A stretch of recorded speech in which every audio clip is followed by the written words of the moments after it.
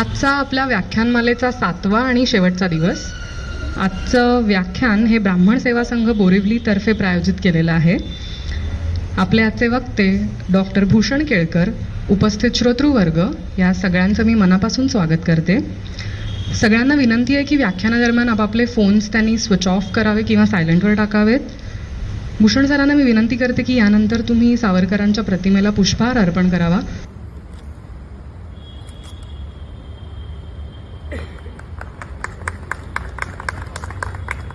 Sir, तुम्ही व्यासपीठावर स्थानपन्न व्हावं आणि यानंतर स्वरा मोंडकर ध्वजगीत सादर करेल. सौम्या.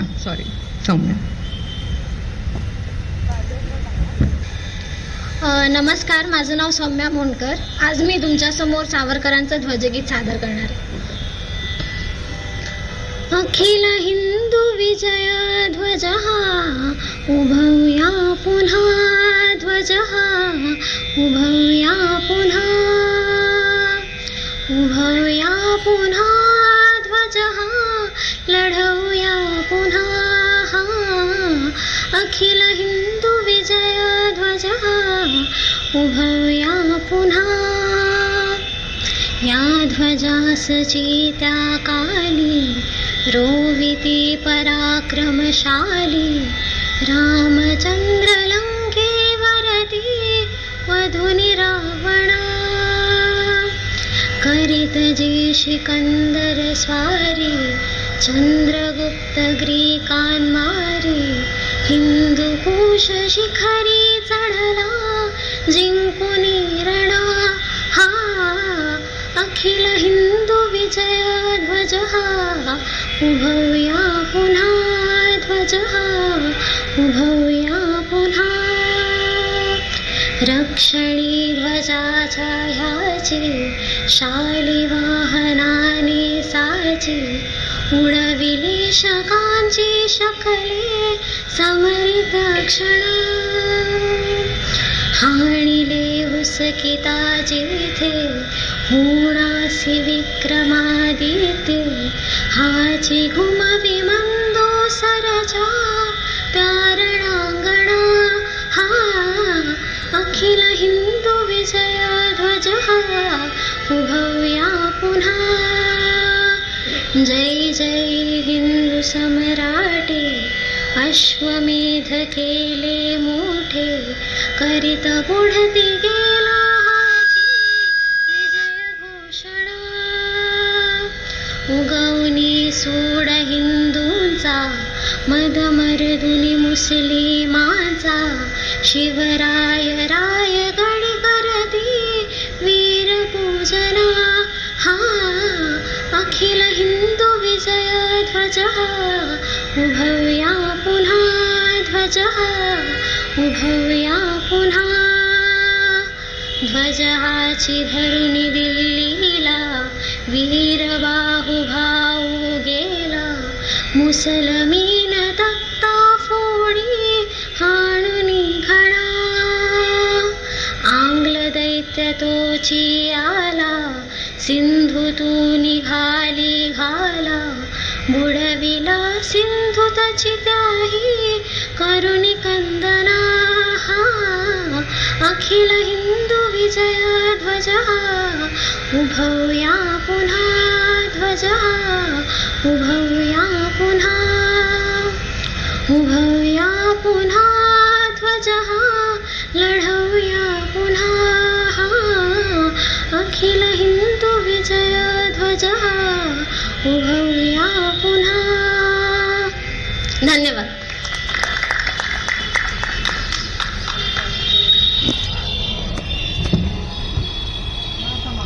धन्यवाद. आजचा योग असा छान जमून आलाय की आज वर्ल्ड कम्प्युटर लिटरसी डे आहे. एकेकाळी मानवी मेंदूच्या करामतीने बनवलेलं हे साधन ते आज आर्टिफिशियल इंटेलिजन्सचा एवढा प्रभाव आहे की हे तंत्रज्ञान आता मानवालाच रिप्लेस करेल की काय असं वाटू लागलंय. जेव्हा अगदी नरेंद्र मोदींच्या आवाजातली AI जनरेटेड गाणी आपल्या मोबाईल्सवर वाजतात, तेव्हा असं क्वचित कोणी असेल ज्याला या अफाट तंत्रज्ञानाची भुरळ पडली नसेल. आज आपल्याशी याच विषयावर बोलायला आले आहेत. हा विषय आपल्याला सोपा करून समजवायला आले आहेत doctor Bhushan Kelkar. Newflex talent सोल्युशन्सचे डिरेक्टर असलेल्या सरांना या क्षेत्रातील तब्बल 25 वर्षाचा अनुभव आहे. IIT मुंबईमधून BTech, मग पुढे MS आणि मग UK मधून सरांनी 95 साली आर्टिफिशियल इंटेलिजन्स या विषयात संपूर्ण स्कॉलरशिप मिळवून PhD संपादन केली होती. PhD बरोबरच त्यांनी बायो इन्फॉर्मेटिक्स आणि इंटेलेक्च्युअल प्रॉपर्टीचे सर्टिफिकेशन सुद्धा केलेले आहेत. सरांनी आजवर विविध तंत्रज्ञानामध्ये तब्बल 23 प्रकारचे US पॅटंट्स बनवले आहेत. भूषण सरांची आता IBM मास्टर इन्व्हेंटर म्हणूनच ओळख झाली आहे. तंत्रज्ञान फक्त कामापुरता मर्यादित न ठेवता सरांनी आजवर 17 पुस्तकं देखील लिहिली आहेत. तुम्ही त्यातली नक्कीच काही वाचली असतील. इतकं अनुभवी व्यक्तिमत्व आज आपल्याला AI, भविष्य व्यापणारं तंत्रज्ञान या विषयावर माहिती सांगायला लाभलंय. आम्ही सगळे नोटपॅड्स घेऊन तयार आहोत सर. मी तुम्हाला विनंती करते,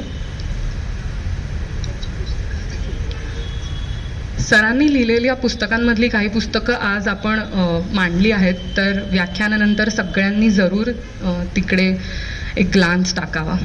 सरांना मी विनंती करते की त्यांनी व्याख्यानाला सुरुवात करावी.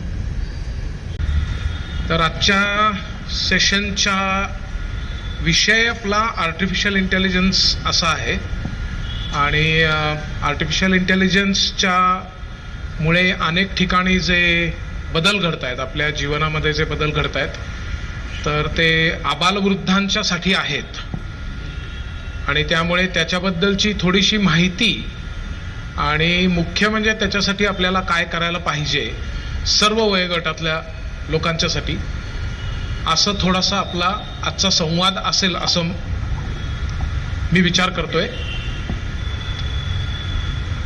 आपण साधारण आता 8:10 वगैरे असताना सुरू करतोय, तर एक तासभर मला वाटतं की जर का ह्याच्यामधल्या काही गोष्टी मी तुम्हाला सांगितल्या तर की त्याच्यावरनं आपल्याला येत नाहीये.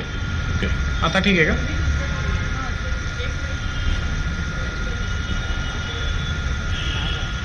चालेल, हे ठीक आहे. ओके. सो कृत्रिम बुद्धिमत्ता किंवा आर्टिफिशियल इंटेलिजन्स याच्याबद्दलचे बरीचशी उदाहरणं किंवा याच्याबद्दलचं बरंचसं वाचन हे इथल्या लोकांचं झालेलं असणार आहे असं माझं बऱ्यापैकी खात्री आहे. याचं कारण असं की आत्ता आपण पेपराच्या मध्ये किंवा TV वर किंवा अनेक ठिकाणी याच्याविषयीचा बोलबाला ऐकतो. कदाचित असं शक्य आहे की तुम्ही इथं बसलेल्या लोकांच्यापैकी निम्म्या लोकांकडे अलेक्सा, सिरी, सोफिया किंवा यापैकी कोणीतरी असेल आणि त्याचा वापर तुम्ही करत असाल, त्याच्याविषयीची तुम्हाला माहिती असेल एटसेट्रा. त्यामुळे आज जे काय आपण 1 तास बोलणार, समजा 8:10 आपण सुरू केलं आणि 9च्या थोडं आधी आपण संपवलं आणि मग जर का क्वेश्चन आन्सर्स असतील तर आपण करू शकतो ते. पण आजचा जो साधारण 1 तास आपण बोलणार त्याच्याविषयीची माझ्या मनातली सुस्पष्टता काय आहे हे मी तुम्हाला आधी सांगतो की कृत्रिम बुद्धिमत्ता म्हणजे काय किंवा त्याची काय उदाहरणं आपल्या रोजच्या जीवनामध्ये आहेत याच्याविषयी मी सांगायला आलेलो नाही. आणि याचं सिंपल कारण असं आहे की कृत्रिम बुद्धिमत्ता किंवा आर्टिफिशियल इंटेलिजन्स म्हणजे काय हे समजण्यासाठी तुम्हाला फक्त एक गोष्ट करायची आहे, ती म्हणजे गुगलवर जाऊन टाईप करायचं आहे. जर ते तुम्हाला गुगलवर किंवा खुद्द ChatGPT वर दिसणार असेल की ChatGPT म्हणजे काय, तर त्याच्यासाठी मी इथे येऊन तुमच्याशी बोलण्यात काहीच मजा नाही. तर त्यामुळे माझा जो उद्देश आहे आज इथे येऊन बोलण्याचा तो म्हणजे की ह्याच्यामुळे पुढच्या 5 ते 10 वर्षामध्ये काय प्रकारची संधी आणि आव्हानं आहेत हा जास्ती आहे. आणि त्यासाठी आता इथं बसलेले जे सगळे वयोगटातली मुलं आहेत, मुली आहेत, तरुण आहेत, तरुणी आहेत आणि सिनियर सिटीजन आहेत, या सगळ्या लोकांवर त्याचा परिणाम कसा होणार आहे, कमी अधिक पण कसा होणार आहे, हे जास्ती महत्वाचं आहे असं मला वाटतं. आणि अर्थातच मग त्याच्यामध्ये आपण काय करायला पाहिजे याच्याविषयी आपण बोलूया. म्हणजे नुसतंच त्याचे परिणाम असे होणार आहेत आणि मग आता काय भगवंताची मर्जी असेल तसं होईल असं म्हणून आपण घरोघरी परतणार असा माझा हेतू नाहीये. तर या संबंधाने आपल्याला एक तासभर संवाद करायचा आहे असं माझं मत आहे. आणि मला असंही वाटतं की या प्रकारामध्ये जर कोणाला मध्ये असं वाटलं की हा मुद्दा बरोबर नाहीये, कळला नाहीये किंवा काही अन्य बोलायचं आहे, तर सगळे प्रश्न शेवटी ठेवण्याच्या ऐवजी मी असं म्हणेन की तुम्ही जर मध्येच हात वर केलात आणि प्रश्न विचारलात तर आपला हा संवाद अधिक प्रवाही होईल आणि आपण जो काही 1 तास एकमेकांना देतो आहे त्याचं काहीतरी चीज होईल.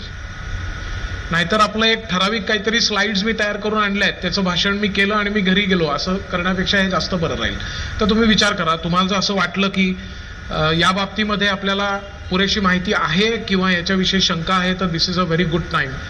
प्रत्येक वेळेला तुम्ही हातवर करून विचारलं तरी चालेल. तर मी म्हणलं तसं की या प्रकारच्या म्हणजे कृत्रिम बुद्धिमत्तेच्या धोक्याविषयी, त्याच्यातल्या संधीविषयी, आव्हानाविषयी हे जास्ती बोलण्याचा माझा आज मानस आहे. आणि म्हणून जर आपण पुढच्या स्लाइडकडे गेलो तर थोडंसं तुमचं लक्ष वेधण्याकरता मी थोडंसं धाडसी विधान करतो, म्हणजे मग आपल्याला या विषयाची व्याप्ती लक्षात येईल. मी जर तुम्हाला असं म्हटलं, आता उद्या 5 विधानसभा, उद्या 4 आणि नंतर सोमवारी मिझोरामचा असं विधानसभा इलेक्शनचा रिझल्ट आहे. मी जर तुम्हाला असं म्हटलं की आत्ता तुमच्या सगळ्यांचे इथं जे बसलेले आहेत, अर्थात ही 2 मुलं सोडून, कारण ती वोटिंग करू शकत नाहीत, परंतु तुमच्या सगळ्यांचे फोटो जर मी पाहिले तर मी तुम्हाला सांगू शकीन की तुम्ही काँग्रेसचे आहात का बीजेपीचे आहात का शिवसेनेचे आहात का एनसीपीचे आहात. असं जर का मी तुम्हाला 70, 80, 90% ॲक्युरसीनी सांगू शकीन, असं जर मी म्हटलं तर तुम्ही म्हणायला लागाल की हे बहुतेक काहीतरी गडबड झाली या माणसाची, हे असं शक्यच नाही. तर या प्रकारच्या आर्टिफिशियल इंटेलिजन्सची पातळी पोहोचली आहे असं मी तुम्हाला सांगू इच्छितो. आणि मग आपोआपच तुम्हाला याच्यामधली संधी आणि आव्हानं आपोआप लक्षात यायला लागतील. 2021च्या जानेवारीच्या एका रिसर्च पेपरमध्ये असं सिद्ध झालं की नुसता फोटो पाहून आपल्याला एखाद्या व्यक्तीचं पॉलिटिकल लिनिंग सांगता येऊ शकतं. आणि हा फोटो अर्थातच तुम्ही बसला आहात, तुमच्या इथं फोटो काढला आणि जर तो फीड केला तर आर्टिफिशियल इंटेलिजन्स सांगू शकेल. हा जर का फोटो मी तुमच्या आधार कार्डवरचा घेतला तर तुम्ही सुद्धा सांगू शकणार नाही की हा फोटो तुमचा आहे. त्यामुळे बाकी आर्टिफिशियल इंटेलिजन्स काहीच करू शकणार नाही, ती गोष्ट अलहिदा. आणि या संस्कार व्याख्यानमालेची सुरुवात ज्याच्यामुळे झाली, ज्या पुष्पामुळे झाली की असा घडला महाराष्ट्र. महाराष्ट्र या आर्टिफिशियल इंटेलिजन्सच्या काही पावलं पुढे आहे हे पण तुमच्या लक्षात येईल. समजा तुमचा मी फोटो काढला आणि आर्टिफिशियल इंटेलिजन्सनी सांगितलं की हा माणूस एनसीपीचा आहे, तर महाराष्ट्र इतका पुढे आहे की लोक विचारतील कुठल्या एनसीपीचा, की हा अजित पवार गटाचा आहे का शरद पवार गटाचा आहे. शिवसेनेचा म्हटलं तर सेम स्टोरी आहे. तर आर्टिफिशियल इंटेलिजन्सच्या मर्यादा बऱ्यापैकी तुमच्या यावरनं लक्षात येतील. पण विनोदाचा भाग सोडा, पण आर्टिफिशियल इंटेलिजन्स हे आपल्या घराघरात पोहोचलेलं आहेच. मी मगाशीच म्हटलं की सिरी, अलेक्सा वगैरे ह्याच्याबद्दलची आपल्याला जाणीव असते. आपण समजा सकाळी उत्साहाने असं म्हटलं, आता उद्या रविवार आहे आणि उद्या समजा असं आपण म्हटलं की आज जरा थाई फूड खावंसं वाटतंय, तर संध्याकाळपर्यंत तुम्हाला तुमच्या मोबाईलमध्ये बरेच कुपन्स आलेले असतात, काही विशेष हॉटेलची सजेशन्स आलेले असतात आणि त्यावरनं तुम्ही विचार करायला लागता की भिंतीला पण कान असतात असं आपण जे म्हणतो ते खरं आहे का. आर्टिफिशियल इंटेलिजन्स आणि एज्युकेशन या विषयावर अच्युत गोडबोले आणि माझी अशी एकत्र मुलाखत एबीपी माझावर झाली होती एक 5 महिन्यापूर्वी. आणि त्या मुलाखतीमध्ये ज्ञानदा कदम म्हणून तुम्ही आठवत असेल तुम्हाला, एक अँकर आहे, तिने मला असा प्रश्न विचारला की आपण आर्टिफिशियल इंटेलिजन्सचं स्वागत कसं करायचं. तर मी तिला म्हटलं की जी व्यक्ती ऑलरेडी आपल्या किचनपर्यंत आलेली आहे तिचं आपण स्वागत कसं करायचं. आर्टिफिशियल इंटेलिजन्स दाराच्या बाहेर बेल वाजून उभी नाहीये किंवा उभा नाहीये किंवा उभं नाहीये, मला माहित नाही काय म्हणायचं, पण आर्टिफिशियल इंटेलिजन्स किंवा कृत्रिम बुद्धिमत्ता ऑलरेडी घरात आहे आपल्या. आणि हे आपल्याला कळत सुद्धा नाहीये की ते तंत्रज्ञान आपल्या जीवनामध्ये इतकं डीपली इनग्रेन ज्याला आपण म्हणू. मी तुम्हाला अजून एक उदाहरण देतो, म्हणजे तुमच्या लक्षात येईल. तुमच्यापैकी सगळेजण, बरेचसे जण, अगदी सिनियर सिटीजन सकट, तुम्ही काही गोष्टी ऑनलाईन खरेदी करता. मागवता. ऑनलाईन खरेदी करताना बरेच वेळा आपल्याला असं दिसतं की आपण एखादा ड्रेस घेतलाय, जीन्स घेतलाय, कपडा घेतलाय, काहीतरी घेतलंय, मग ते आपल्याकडे येतं आणि आपण ऑलरेडी पे केलेलं असतं किंवा आपण कॅश ऑन डिलिव्हरी करतो. मी जर तुम्हाला सांगितलं की हे जे काय तुम्ही मागवताय त्याचं फक्त तुम्ही पेमेंट करताय, तो चॉईस तुमचा आहे असं तुम्हाला वाटतं आहे, तुमचा चॉईस कोणीतरी तुमच्या डोक्यात भरवून देतं आणि मग तुम्ही ते ऑर्डर करता आणि तुम्हाला एक आपलं अज्ञानात सुख असतं माझ्या सकट की मी काहीतरी ऑर्डर केलं आणि ते मला मिळालं. तर या प्रकारचं इवन चॉईसेस जे आपण दैनंदिन जीवनामध्ये करतोय, निर्णय करतोय, काही पर्याय निवडतोय, त्याच्यामध्ये सुद्धा कृत्रिम बुद्धिमत्तेने ऑलरेडी प्रवेश केलेला आहे. आणि त्यामुळे यापुढच्या जगामध्ये ज्या अनेक संधी आणि आव्हानं असणार आहेत त्याच्याबद्दलचं आपलं उरलेलं 50-55 मिनिटाचं विवेचन. आणि सिनियर सिटीजन मला इथं बरेच दिसत आहेत आणि तरी सुद्धा मला त्यांच्याशी तुमच्याशी बोलण्याची संधी दिल्याबद्दल मी नितसुरे मॅडमचं, ताईंचं, मी त्यांना ताई म्हणतोय, काकू म्हणतोय, त्यांचे विशेष करून आभार मानतो. याचं कारण की जरी लौकिक अर्थाने, अर्थार्जन या अर्थाने आपण थांबलेलो असलो किंवा त्या मनाने स्लो डाऊन झालेलो असलो तरी सुद्धा कुटुंबाचे एक महत्वाचे भाग म्हणून कृत्रिम बुद्धिमत्ता याचे काय परिणाम होणार आहेत हे सिनियर सिटीजनना कळणं महत्वाचं आहे. आणि सुदैवाने या विषयावरचा माझा हा पहिला संवाद नाहीये. असे जवळजवळ 400-500 वेळेला वेगवेगळ्या वयोगटातल्या लोकांशी माझा संवाद झालेला आहे आणि सिनियर सिटीजनचा असा नंतरचा फीडबॅक आहे की आम्हाला कळलं हे बरं झालं, कारण आम्ही आमच्या पुढच्या पिढीला आणि नातवंडांना सुद्धा सांगू शकतो की तुम्ही तरी वेळेत सावध व्हा. आणि ही गोष्ट खूप महत्वाची मला वाटली. इनफॅक्ट मी तुम्हाला नंतर थोडासा उल्लेख करीन आपण जसा पुढे जाऊ तसं. आणि असं होणं शक्य आहे बरं का. आणि हे मला अतिशय तुम्हाला प्रांजळपणे सांगू देत की जे काय आपण प्रेझेंटेशन म्हणून आणलेलं आहे ते सगळ्या स्लाइड्स त्याच मुळावर हुकूम मला तुमच्यापर्यंत पोहोचवायला पाहिजे असं मी माझ्यावर बंधन ठेवलेलं नाहीये. असं होणं शक्य आहे की यातल्या काही स्लाइड आपण बघणार सुद्धा नाही आणि काही स्लाइड्स आहेत त्याच्यावर आपण कदाचित 5 मिनिटं सुद्धा देऊ. आणि याची 2 कारणं आहेत. एक म्हणजे जो मूळ हेतू आहे की कृत्रिम बुद्धिमत्ता याच्यासाठी आपल्याला जागरूक होणं का आवश्यक आहे आणि त्याच्यासाठी आपण घेण्याच्या स्टेप्स काय, हे जोपर्यंत साध्य होतंय तोपर्यंत असं काही बंधन आपण घालणार नाही होत.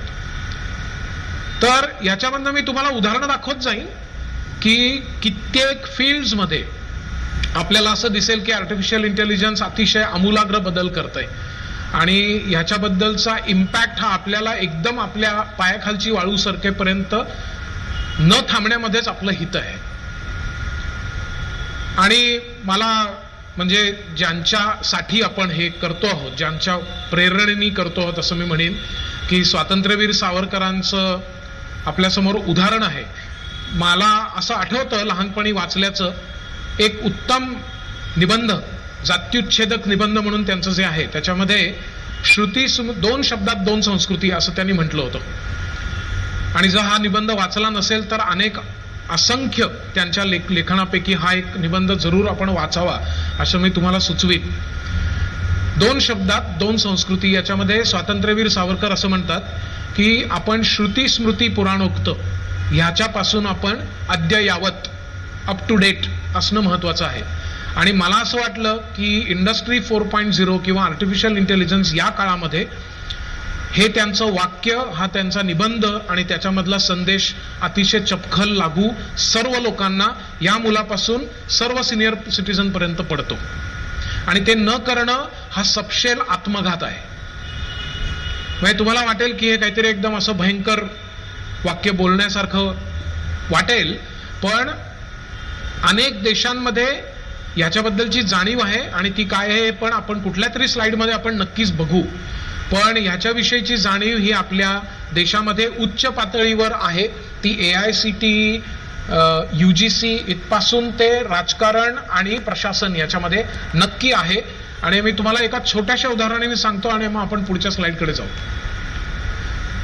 गेले 15 वर्ष UPSC MPSCच्या ट्रेनिंग्सच्या साठी चाणक्य मंडल परिवार म्हणून जो अविनाश धर्माधिकारींचा आहे तर त्याच्यामध्ये मी ट्रस्टी, विश्वस्त म्हणून त्यांच्याबरोबर काम करण्याचा मला आनंद आहे. त्याच्यामध्ये ज्या अनेक मुलं मुली आता भारताच्या कानाकोपऱ्यामध्ये IPS IAS किंवा भारताच्या बाहेर इंडियन फॉरेन सर्व्हिसमध्ये सुद्धा आहेत, त्याच्यामधली जे आमचे स्टुडंट्स आहेत ते आम्हाला बरेच वेळा सांगतात की आमचं प्रमोशन हे जर का आम्ही अद्ययावत राहिलो नाही तर रोखलं जातं. हे मला अत्यंत अभिमानास्पद पण वाटलं, आनंददायी पण वाटलं आणि अर्थातच आपल्या वैयक्तिक जीवनात मी म्हणेन अनुकरणीय पण आहे की तुम्ही कुठल्याही वयामध्ये असलात तरी सुद्धा अप टू डेट राहणे याच्याशिवाय, विशेषतः इंडस्ट्री 4.0च्या काळात म्हणजे काय हे मी तुम्हाला थोड्याच वेळात सांगतोय, त्याच्याशिवाय पर्याय राहणार नाहीये. आणि त्यामुळे अशा तऱ्हेच्या विषयाला सुद्धा विशेषतः सिनियर सिटीजन एवढ्या संख्येने येणं हे चांगलं पण आहे आणि हे आयोजकांचं यश पण आहे. त्याबद्दल विशेष अभिनंदन तुमचं. कारण हे 47वं वर्ष असणे, त्याच्याही मध्ये इतक्या निगुतीने एवढं काम पुढे नेणे आणि हे पिढ्यांचं काम आहे. असं एखाद दुसरं वर्ष ट्राय करून बघितलं वगैरे ह्या सदरातलं दिसत नाहीये आणि त्याबद्दल पण अभिनंदन करतो आणि मला इथं अशी संधी दिल्याबद्दल धन्यवाद पण व्यक्त करतो. पण खरोखर तुम्ही बघितलं तर जीवनाच्या सगळ्या अंगांमध्ये इन्क्लुडिंग पॉलिटिकल लिनिंग्स आपल्याला हा प्रकार दिसणार आहे. जर आपण पुढच्या स्लाइडकडे गेलं तर हा तो पेपर आहे, रिसर्च पेपर, आणि त्याच्यातला महत्त्वाचा जो भाग आहे तो तुम्हाला कदाचित मागेपर्यंत दिसणार नाही म्हणून मी सांगतो. इथं लिहिलेला मायकेल कुझिन्स्की या नावाच्या माणसाचा हा लेख आहे आणि मायकेल कुझिन्स्की हा अतिशय महत्त्वाचा आहे. विशेषतः उद्या इलेक्शनचे, विधानसभा इलेक्शनचे रिझल्ट जाहीर होणार आहेत. या पार्श्वभूमीवर मला असं वाटतं की त्याबद्दल मी थोडंसं तुम्हाला सांगतो. मायकेल कुझिन्स्की हा केम्ब्रिज अनालिटिका नावाच्या कंपनीचा डायरेक्टर आहे आणि 2014 मध्ये आपण जी लोकसभा इलेक्शन पाहिली त्याच्यामध्ये लोकांची मतं, राजकीय मतं बनवणे याच्यामध्ये तंत्रज्ञानाचा, विशेषतः इंडस्ट्री 4.0चा आणि त्याही मध्ये कृत्रिम बुद्धिमत्तेचा वापर अतिशय उत्कृष्टपणे करून घेतला गेला होता. त्याचबरोबर 2014ची इलेक्शन आठवा की लोकसभेची इलेक्शन झाली, रिझल्ट 16 मे 2014 आणि त्याच्यानंतर 5-6 महिन्यामध्ये बिहारची विधानसभा इलेक्शन झाली आणि तिथे भाजप किंवा NDA ज्यांचा लोकसभेमध्ये thumping victory, for the first time non Congress government on its own निवडून आलेलं without any internal external support participation, असं असताना 5 महिन्यामध्ये बिहारच्या विधानसभा इलेक्शनमध्ये एकदम टर्न अराउंड आणि landslide victory for RJD and the group. हे होण्याचं सुद्धा कारण हे कृत्रिम बुद्धिमत्ता असं दिलं जातं आणि हे फक्त इथं थांबत नाही. त्याच्यानंतर झालेलं ब्रेक्सिट, त्याच्यानंतर झालेली अमेरिकेची अत्यंत सरप्राइझिंग इलेक्शन की जी आता पुढच्या वर्षी येऊ घातली आहे आणि त्याच्याही मध्ये परत डोनाल्ड ट्रम्प सारखे वीर त्याच्यामध्ये परत उतरणार आहेत. तर या सगळ्या गोष्टींमध्ये सुद्धा तुम्हाला लक्षात येईल की कृत्रिम बुद्धिमत्तेचा परिणाम आहे. आणि म्हणजे मी हे आता राजकीय आणि आंतरराष्ट्रीय पातळीवर कृत्रिम बुद्धिमत्तेचा कसा परिणाम आहे हे सांगतोय. इव्हेंच्युअली तुमच्या लक्षात येईल की ते तुमच्या माझ्या रोजच्या जीवनाशी येऊन भिडत आहे. आम्ही जे काय आता शिकतो आहोत त्याच्यातनं आम्हाला जॉब मिळणार आहे का, तो जॉब काय प्रकारचा असणार आहे, त्यासाठी आम्ही मुळात तयार आमच्या मुलांना, नातवंडांना करतो आहोत का, मुळात आम्हाला ते काय आहे माहिती आहे का, इथपासनं ते सुरू होतं आणि ते संधी आणि आव्हान दोन्हीमध्ये मोडतं. आणि त्यामुळे आपण आजचा हा सेशन बघतोय.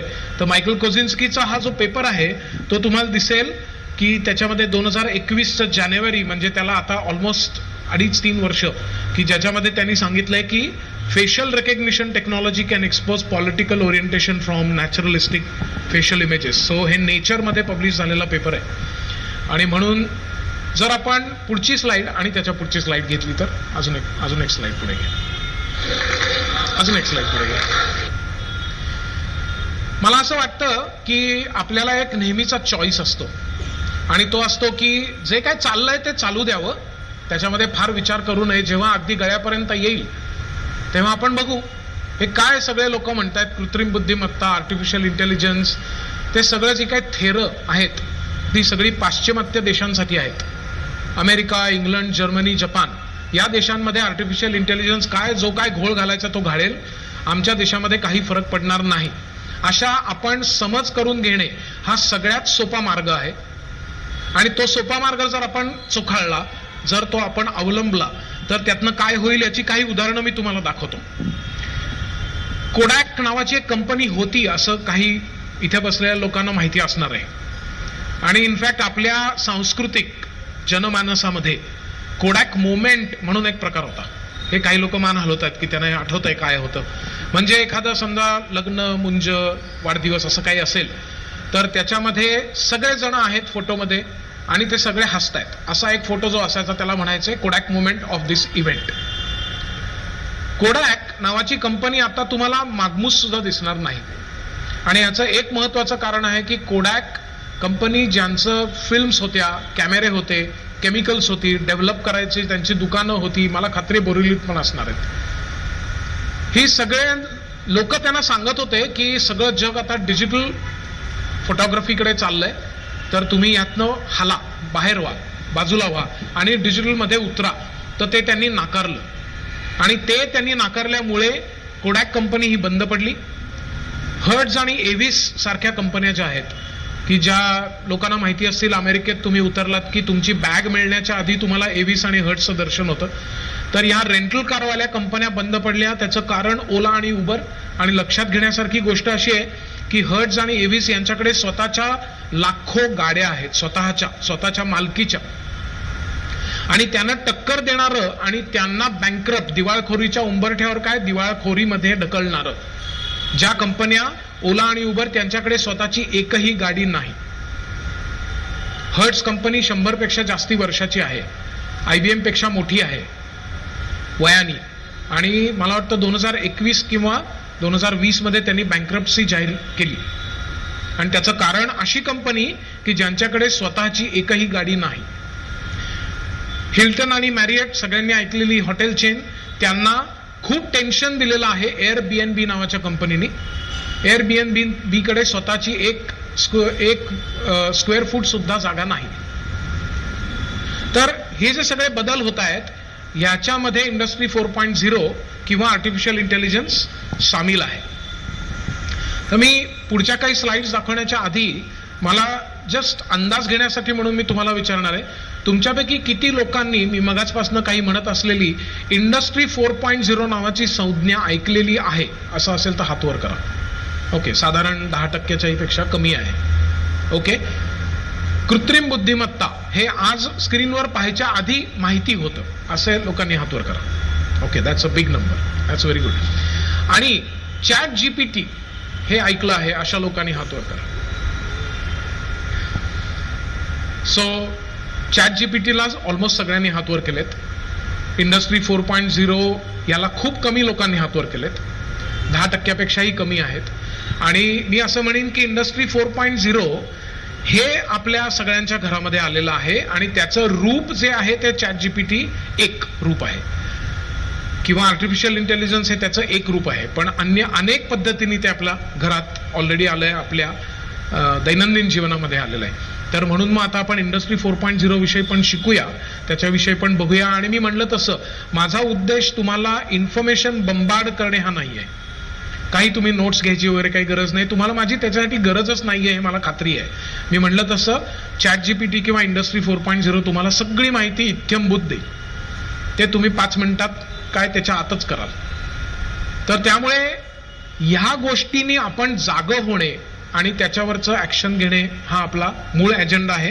त्या ध्रुवपदाकडे किंवा त्या समेवर मी मधनं येत राहणार आहे, म्हणजे आपल्याला लक्षात राहील की आपण मुळात एकमेकाला 1 तास का देतोय. ओके, पुढची स्लाइड जर आपण घेतली तर त्याच्यामध्ये खूप वेगाने बदल घडतायत आपल्या आजूबाजूला. हे आपण जर थोडं डोळे उघडे ठेवले तर लक्षात येणार आहे. आणि हे दैनंदिन जीवनामध्ये रोजच्या दबडगा ह्याच्यात जमत नाही हे मला मान्य आहे. पण पेपरामध्ये कधी जरी आपण काहीतरी वाचतो, आता एक छोटी घटना मी तुम्हाला सांगतो म्हणजे तुमच्या लक्षात येईल, तुमच्याही जीवनात कुठेतरी हे घडलेलं असणार आहे. माझ्या चार्टर्ड अकाउंटंटकडे मी गेलेलो होतो आणि चार्टर्ड अकाउंटंट मला म्हणला की आता एक ते तुमचं इंडस्ट्री 4.0 पुस्तक वाचलं आणि एक सांगायचं आहे तुम्हाला, म्हणजे मी माझ्या पार्टनर म्हणजे जे कंपनी सेक्रेटरी असतात त्यांच्याकडे, माझ्या पार्टनरकडे गेलो होतो आणि त्यांच्याकडे ती कंपनी सेक्रेटरी एका ऑफिसमध्ये बसली होती नवीन दिसणाऱ्या. म्हणून मी तिला विचारलं की अरे वा, तुझं नवीन ऑफिस तू उघडलंस का? तर ती म्हणली की आधीचं जे मोठं ऑफिस होतं ते मी बंद केलंय आणि हेच माझं आता ऑफिस, नवीन ऑफिस वेगळं नाही घेतलेलं, हेच माझं छोटं ऑफिस. मग त्याने विचारलं हे तुम्ही असं का केलं? तर ती म्हणली की जे अमेरिकेमधनं वेगळ्या प्रकारचे कॉन्ट्रॅक्ट लिखाणाचं जो काम आमच्याकडे येत होतं ते काम अचानक ओव्हरनाईट 2 महिन्यामध्ये बंद पडलंय आणि म्हणून आम्हाला 45 लोकांना नारळ द्यायला लागलाय. हे होईपर्यंत तिने इंडस्ट्री 4.0 वाचलं नव्हतं बरं का. आणि ते पुस्तक वाचलं म्हणजे सगळं काही आपल्याला कळणार आहे अशा भ्रमात मी पण नाहीये. आणि इंडस्ट्री 4.0 समजून घ्यायचं असेल तर माझंच पुस्तक तुम्ही वाचायला पाहिजे अशाही भ्रमात मी नाहीये. पण इंडस्ट्री 4.0 आणि कृत्रिम बुद्धिमत्ता हे आपण वाचलं पाहिजे हे मात्र नक्की आहे. तर त्याची वेगवेगळी कारणं जी आहेत त्याच्यामध्ये पण एक लक्षात घेऊ, 2025च्या साठी असणारा वर्ल्ड इकॉनॉमिक फोरमचा रिपोर्ट दर 1-2 वर्षांनी तो पब्लिश होतो. त्याच्यामध्ये त्यांनी असं सांगितलंय की 86 million jobs will be displaced by artificial intelligence आणि हे सर्व फील्ड्स मधले आहेत. इनफॅक्ट मी तुम्हाला अनेक उदाहरणं अशी दाखवणार आहे की जी फक्त अमेरिका, इंग्लंड, जर्मनीमध्ये घडत नाहीत, जी फक्त सॉफ्टवेअर इंडस्ट्रीत घडत नाहीत. मी तुम्हाला उदाहरणं दाखवणार आहे ती कॉमर्स मधली दाखवणार आहे, आर्ट्स मधली दाखवणार आहे, लिटरेचर मधली दाखवणार आहे, सेल्स आणि मार्केटिंग मधली दाखवणार आहे आणि बाकी ज्या अनेक गोष्टी आहेत त्या वेळेअभावी दाखवणार नाहीये. कारण आपल्याला त्याच्यावर काय करायचंय हे पण समजून घ्यायचंय आणि ते आपल्याला बरोबर 1 तासाभरामध्ये मांडायचंय. तर ह्याच्यामध्ये नुसतं तुम्हाला जर मी वानगी दाखल काही दाखवलं तर तेवढं पुरणार आहे अशी माझी खात्री आहे. पण if you start thinking about it आणि तुम्ही जर सिनियर सिटीजन असाल तर ते तुम्ही तुमच्या पुढच्या 2 पिढ्यांपर्यंत जर सांगितलं तर I think it will help. आणि याच्याबरोबर नुसतंच घाबरून न जाता I think we also have to pay attention की 97 मिलियन नवीन जॉब्स तयार होणार आहेत. आता ह्याच्यात 2 प्रश्न आपल्याला निर्माण होतील. एक की हे जे काही 85-86 मिलियन जॉब जाणार आहेत ते कुठले आणि त्यापेक्षा जास्ती जॉब्स निर्माण होणार आहेत हे आनंदाचा भाग आहे. पण ते कोणते जॉब आहेत हे आपल्याला माहिती आहे का? आणि याचं दुर्दैवाने उत्तर नाही असं आहे. खरं सांगायचं तर आत्ता मी जे इथे सिनियर सिटीजन जास्ती असून सुद्धा जे मी विचारणा केली की इंडस्ट्री 4.0 हे किती लोकांना माहिती आहे त्याच्यामध्ये जो हात वर झाले ते पर्सेंटेज हे मी भारतातल्या आणि भारताच्या बाहेर सुद्धा अनेक अकॅडमिक इन्स्टिट्यूशन्स मध्ये जातो आणि तिथे आपल्या प्रोफेसर्सना विचारतो की तुम्हाला इंडस्ट्री 4.0 माहिती आहे का? आणि त्याचं पर्सेंटेज हो म्हणणाऱ्यांचं तुमच्यापेक्षा कमी आहे. ही तुमच्यासाठी आनंदाची गोष्ट असू शकेल पण खात्री आहे की तुम्ही माझ्या दुःखात सहभागी व्हाल की जर आपल्या शिक्षकांनाच हे माहिती नसेल तर आपल्या मुलांना कसं कळणार आहे. So this is a grave concern. आणि शेवटची या स्लाइडवरची जो पॉइंट आहे तो मला डॉक्टर माशेलकर सरांनी सांगितला. मी या विषयावर 2018 मध्ये पुस्तक लिहिलं आणि 19 मध्ये पब्लिश केलं की जे इंडस्ट्री 4.0 म्हणून माझ्या इथं ते पुस्तक देते सर. सो हे मी आणलंय तुम्हाला दाखवायला आणि हे दाखवण्याचं मेन कारण की हे तुम्ही घेऊन वाचावं असं आहे. आणि आता तुम्ही आयते तावडीत सापडलेले आहात मग चला पुण्याहून आलाय त्यामुळे मार्केटिंग करायलाच पाहिजे अशा हेतूने मी हे तुम्हाला दाखवत नाहीये. हे पुस्तक मुळामध्ये 200 रुपयाचं आहे, ते आम्ही 100 रुपयाला देतो आणि याचं कारण की त्याची छापील प्रोडक्शन करण्यामधली सगळी मिळून कॉस्ट आहे ते 97 रुपये. 97 रुपयाचं आम्ही 100 रुपयाला देतो. यात काही प्रॉफिट हे हेतू नाहीये. परंतु हे जर तुम्ही वाचलत आणि तुम्ही इतरांना सांगितलं तर त्यांनी खूप काही बदल घडायला मदत होईल आणि निदान आपापल्या पातळीवर होईल याच्यासाठीचा हा प्रयत्न आहे. तर हे जे 97 मिलियन न्यू जॉब्सच्या बद्दल किंवा 86 मिलियन न्यू जॉब्स बद्दल शेवटची जी लाईन आहे ती म्हणजे भारतातल्या अनेक प्रोफेसर्सना जे higher education seats of higher education म्हणू त्याच्यामध्ये माहिती नाहीत या एका साईडला. आणि दुसरी साईड म्हणजे माशेलकर सरांना मी जेव्हा ईमेल लिहिली की तुम्ही माझ्या या पुस्तकाला आगामी पुस्तकाला प्रस्तावना द्याल का तर मी ती मेल पाठवली आणि विसरून गेलो. कारण ते पद्मविभूषण आहेत, ते मला रिस्पॉन्ड करतील असंही काही मला खात्री नव्हती. आमची ओळख काही कारणामुळे होती पण तेवढी खात्री नव्हती की ते मला रिस्पॉन्ड करतील. तुम्ही विचार करा, संध्याकाळी मला त्यांचा फोन आला, स्वतः फोन आला त्यांचा, आणि ते म्हणले की उद्या दुपारी 12 ते 1 मी तुला वेळ देतोय, तुला वेळ आहे का? मी त्यांना म्हटलं, सर तुम्ही कुठेही बोलवा, कधीही बोलवा, मी यायला तयार आहे. इव्हेंच्युअली मी त्यांना जाऊन भेटलो आणि तेव्हा त्यांनी सांगितलं की 19च्या आधीची 3 वर्ष ते प्राईम मिनिस्टर्स ऑफिस बरोबर बोलतायत आणि त्यांना सांगतायत की इंडस्ट्री 4.0 किंवा आर्टिफिशियल इंटेलिजन्स याच्याबाबत आपण पुरेसे जागरूक नाही. ज्याविषयी आपण म्हणलं की 2 शब्दात 2 संस्कृती, अद्ययावत आपण नाही होत, तर आपण काहीतरी केलं पाहिजे. आणि याचं एक महत्वाचं कारण की चीनमध्ये एवढी मुलं जी शाळांमध्ये आहेत त्यांच्यासाठी 16 पुस्तकं आर्टिफिशियल इंटेलिजन्सची कंपल्सरी आहेत, त्या पातळीला पण कंपल्सरी आहेत. आणि तेव्हा कोविड अजून आलेला नव्हता. कोविडच्या नंतर China+1 हे आपण ऐकत असतो की चायनामधनं अनेक गोष्टी मूव्ह होत आहेत आणि त्याच्या सगळ्यात मोठी संधी भारताची आहे.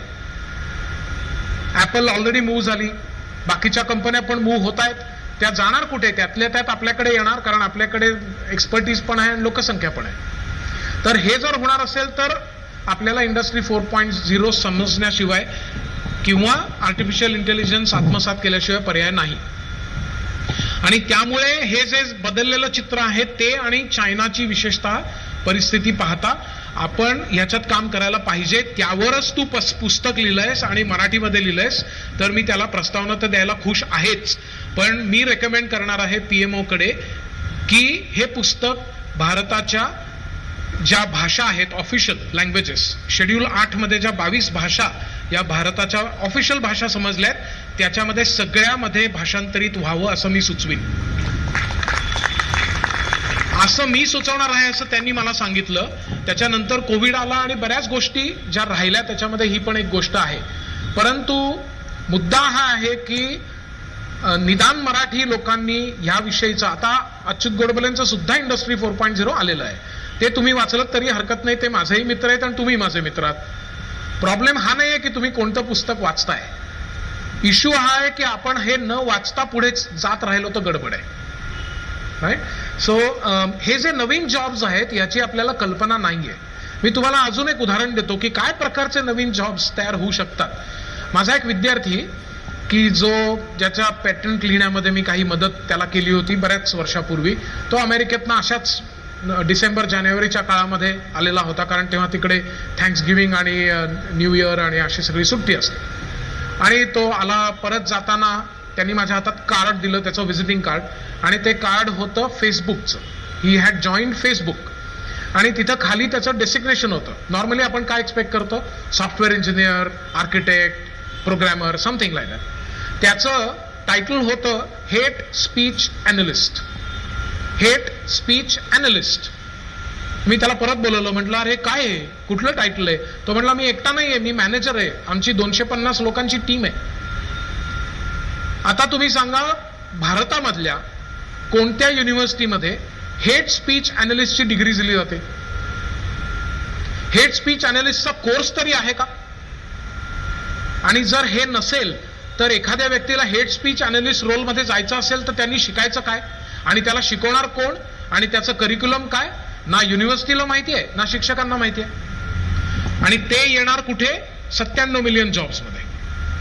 आपण आपल्या मुलांना, नातवंडांना शाळेमध्ये घालतोय, कॉलेजमध्ये घालतोय, आणि समजा एखादा मुलगा मुलगी आता BA करतीये आणि BA समजा जर्मन, BA फ्रेंच, आणि आतापर्यंत जे चालत आलेलं आहे परंपरेने की आपण BA करतो मग MA करतो, समजा इंग्लिशमध्ये केलं, जर्मनमध्ये केलं, तर आपण काय म्हणतो, चला म्हणजे एखाद्या कंपनीमध्ये ट्रान्सलेशनचं काम आता पक्क, किंवा आता डिजिटल मार्केटिंगमध्ये कॉन्टेंट क्रिएशनमध्ये तुमचं काम पक्क, म्हणजे तुम्हाला पगार आहे, चरितार्थाचं साधन आहे, अर्थार्जनाची व्यवस्था आहे, असं सगळं असल्यामुळे आपण निश्चिंत असतो.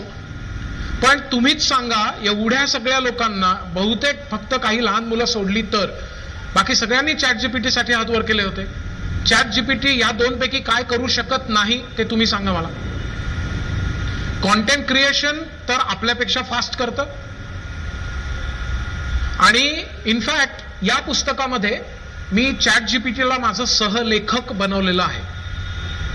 ChatGPTला या आवृत्तीच्या आधी मी विचारलं मराठीमध्ये मला एक 4 ओळींची कविता करून दे की ज्याच्यामध्ये ChatGPT मुळे जगाचं काय नुकसान होईल अशी ती कविता असावी. ते लगेच त्याचे 17-18 पर्याय आले. त्याच्यातली त्यातल्या त्यात मला भीतीदायक वाटली अशी कविता मी ह्याच्यात इन्क्लूड केली आणि त्याचं लेखन हे ChatGPTनी केल्यामुळे मी ChatGPTला माझं सहलेखक मानलं. मराठीमधलं ChatGPT सहलेखक असणारं बहुधा हे पहिलं पुस्तक आहे. तरी मुद्दा हा आहे की जर का अशा तऱ्हेच्या कविता हे जर का ChatGPT लिहायला लागलं तर BA झालेल्या लोकांनी करायचं काय, कॉन्टेंट क्रिएशन मध्ये काय करणार आहेत ती लोक, हा एक मुद्दा. आणि ट्रान्सलेशन बाबत तर तुम्हाला अनेक ऍप्स तुमच्या मोबाईलवर असणार आहेत आत्ता ॲज वी स्पीक. त्याच्यात काही भाषांचं ट्रान्सलेशन करताना जे गमती जमती होतात त्या होऊ शकतात. अगदी चपखल शब्द नसतात एका भाषेतनं दुसऱ्या भाषेमध्ये. परंतु ते जर सोडलं आणि अजून एक 5 वर्षानंतरचं होरायझन आपण लक्षात घेतलं तर त्याच्यामध्ये तेही भाषांतर उत्तम केलं जाईल. मग माझा प्रश्न असा आहे की जर आपण $5 ट्रिलियन इकॉनॉमीची गोष्ट करतो आहोत की जी करायलाच पाहिजे,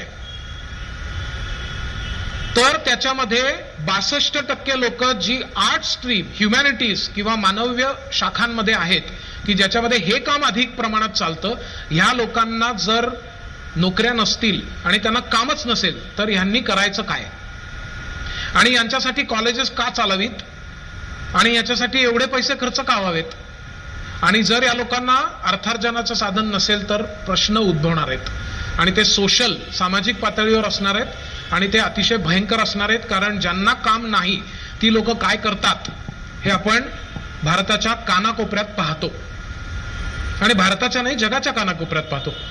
so this is not a simple problem की बुवा आम्हाला एखादी डिग्रीचा वापर कसा स्वांत सुखाय म्हणून आम्ही समजा BA MA करतोय, ठीक आहे, स्वांत सुखाय एक 2-4 दिवस चालेल, अर्थार्जनाची व्यवस्था करायला लागेल आणि त्यासाठी लोक डिग्री घेतात हे विसरून आपल्याला चालणार नाही. वेगवेगळ्या प्रकारचे जॉब्स ऑलरेडी कमी होत आहेत. इनफॅक्ट पुढच्या वर्षीची आणि अन्य काही विधानसभा ज्या इलेक्शन होतील आणि अजून पुढच्या पण की त्याच्यामध्ये कळीचा मुद्दा हा बेरोजगारी असणार आहे हे सर्व पार्टीज आणि सर्व विश्लेषक राजकीय मान्य करतात.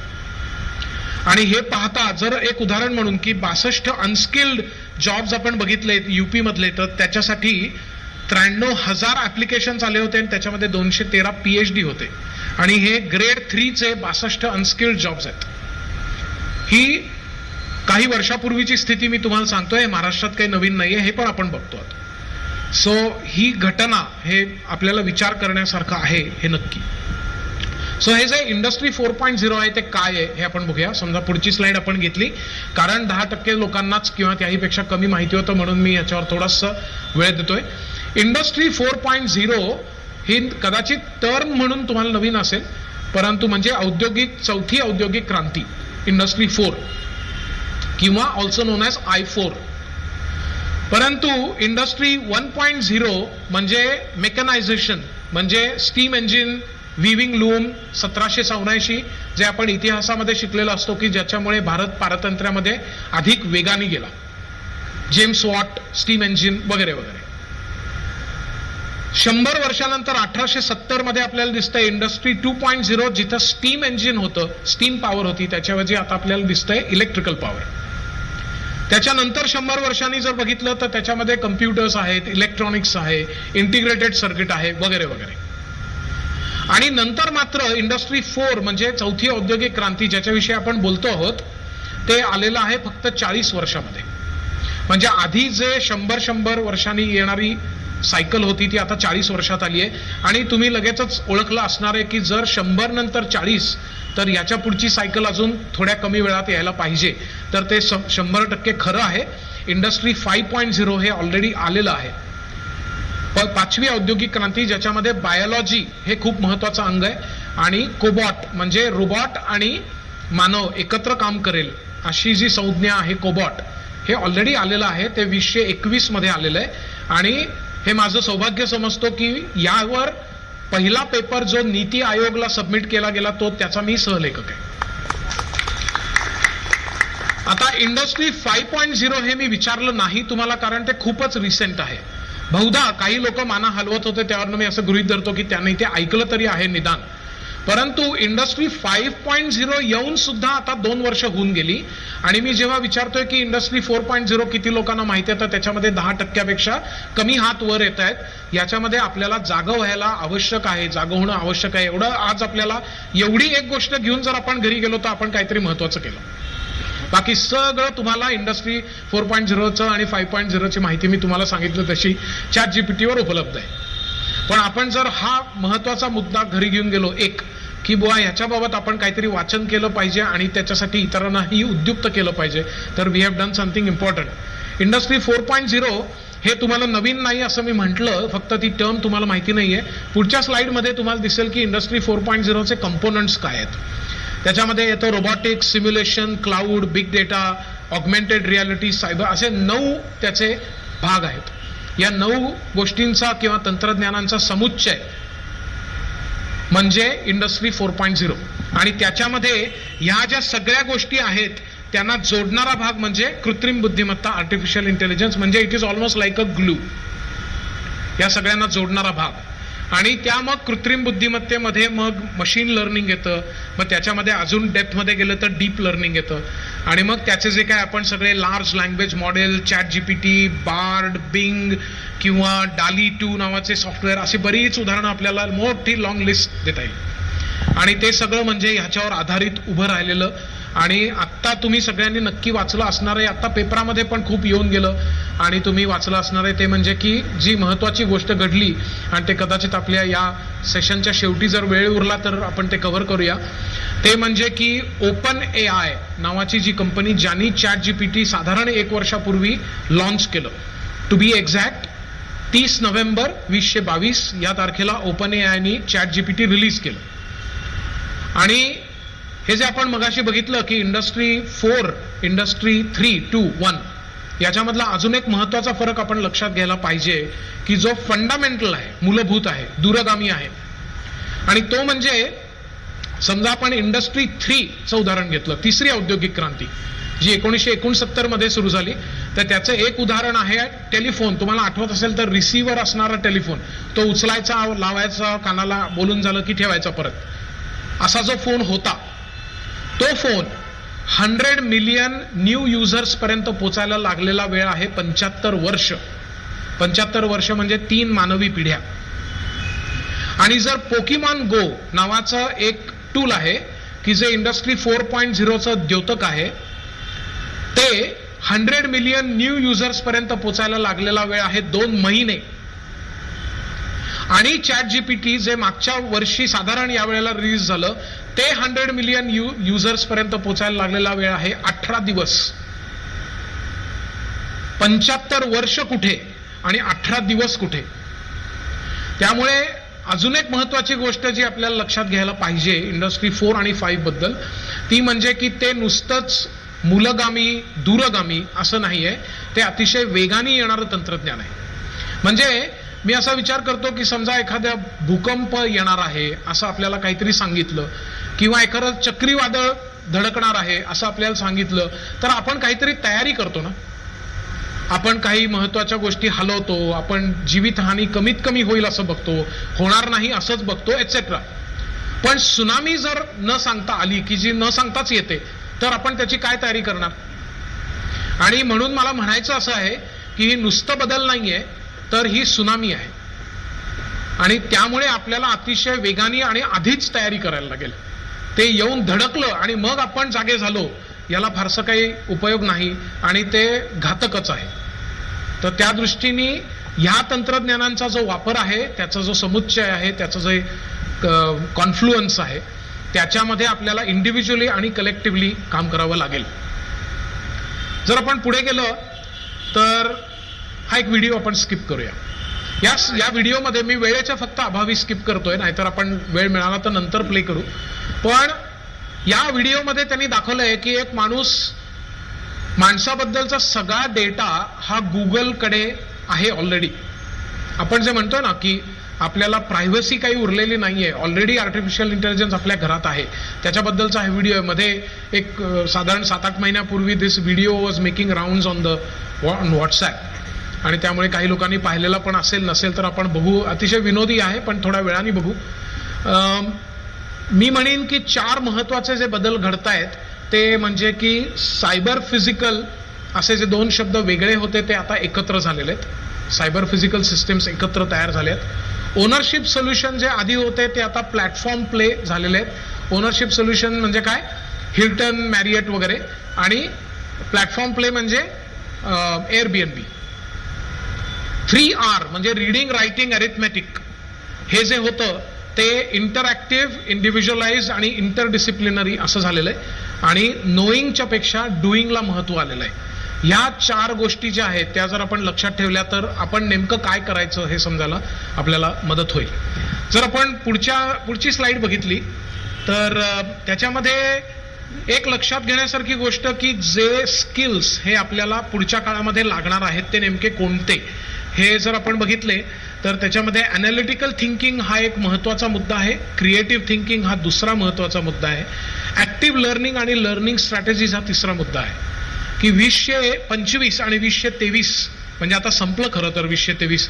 2025 मधलं जर बघितलं तर ॲक्टिव्ह लर्निंग आणि लर्निंग स्ट्रॅटेजीज म्हणजे सतत शिकत राहणे हा त्याच्यावरचा सगळ्यात चांगला उपाय राहील.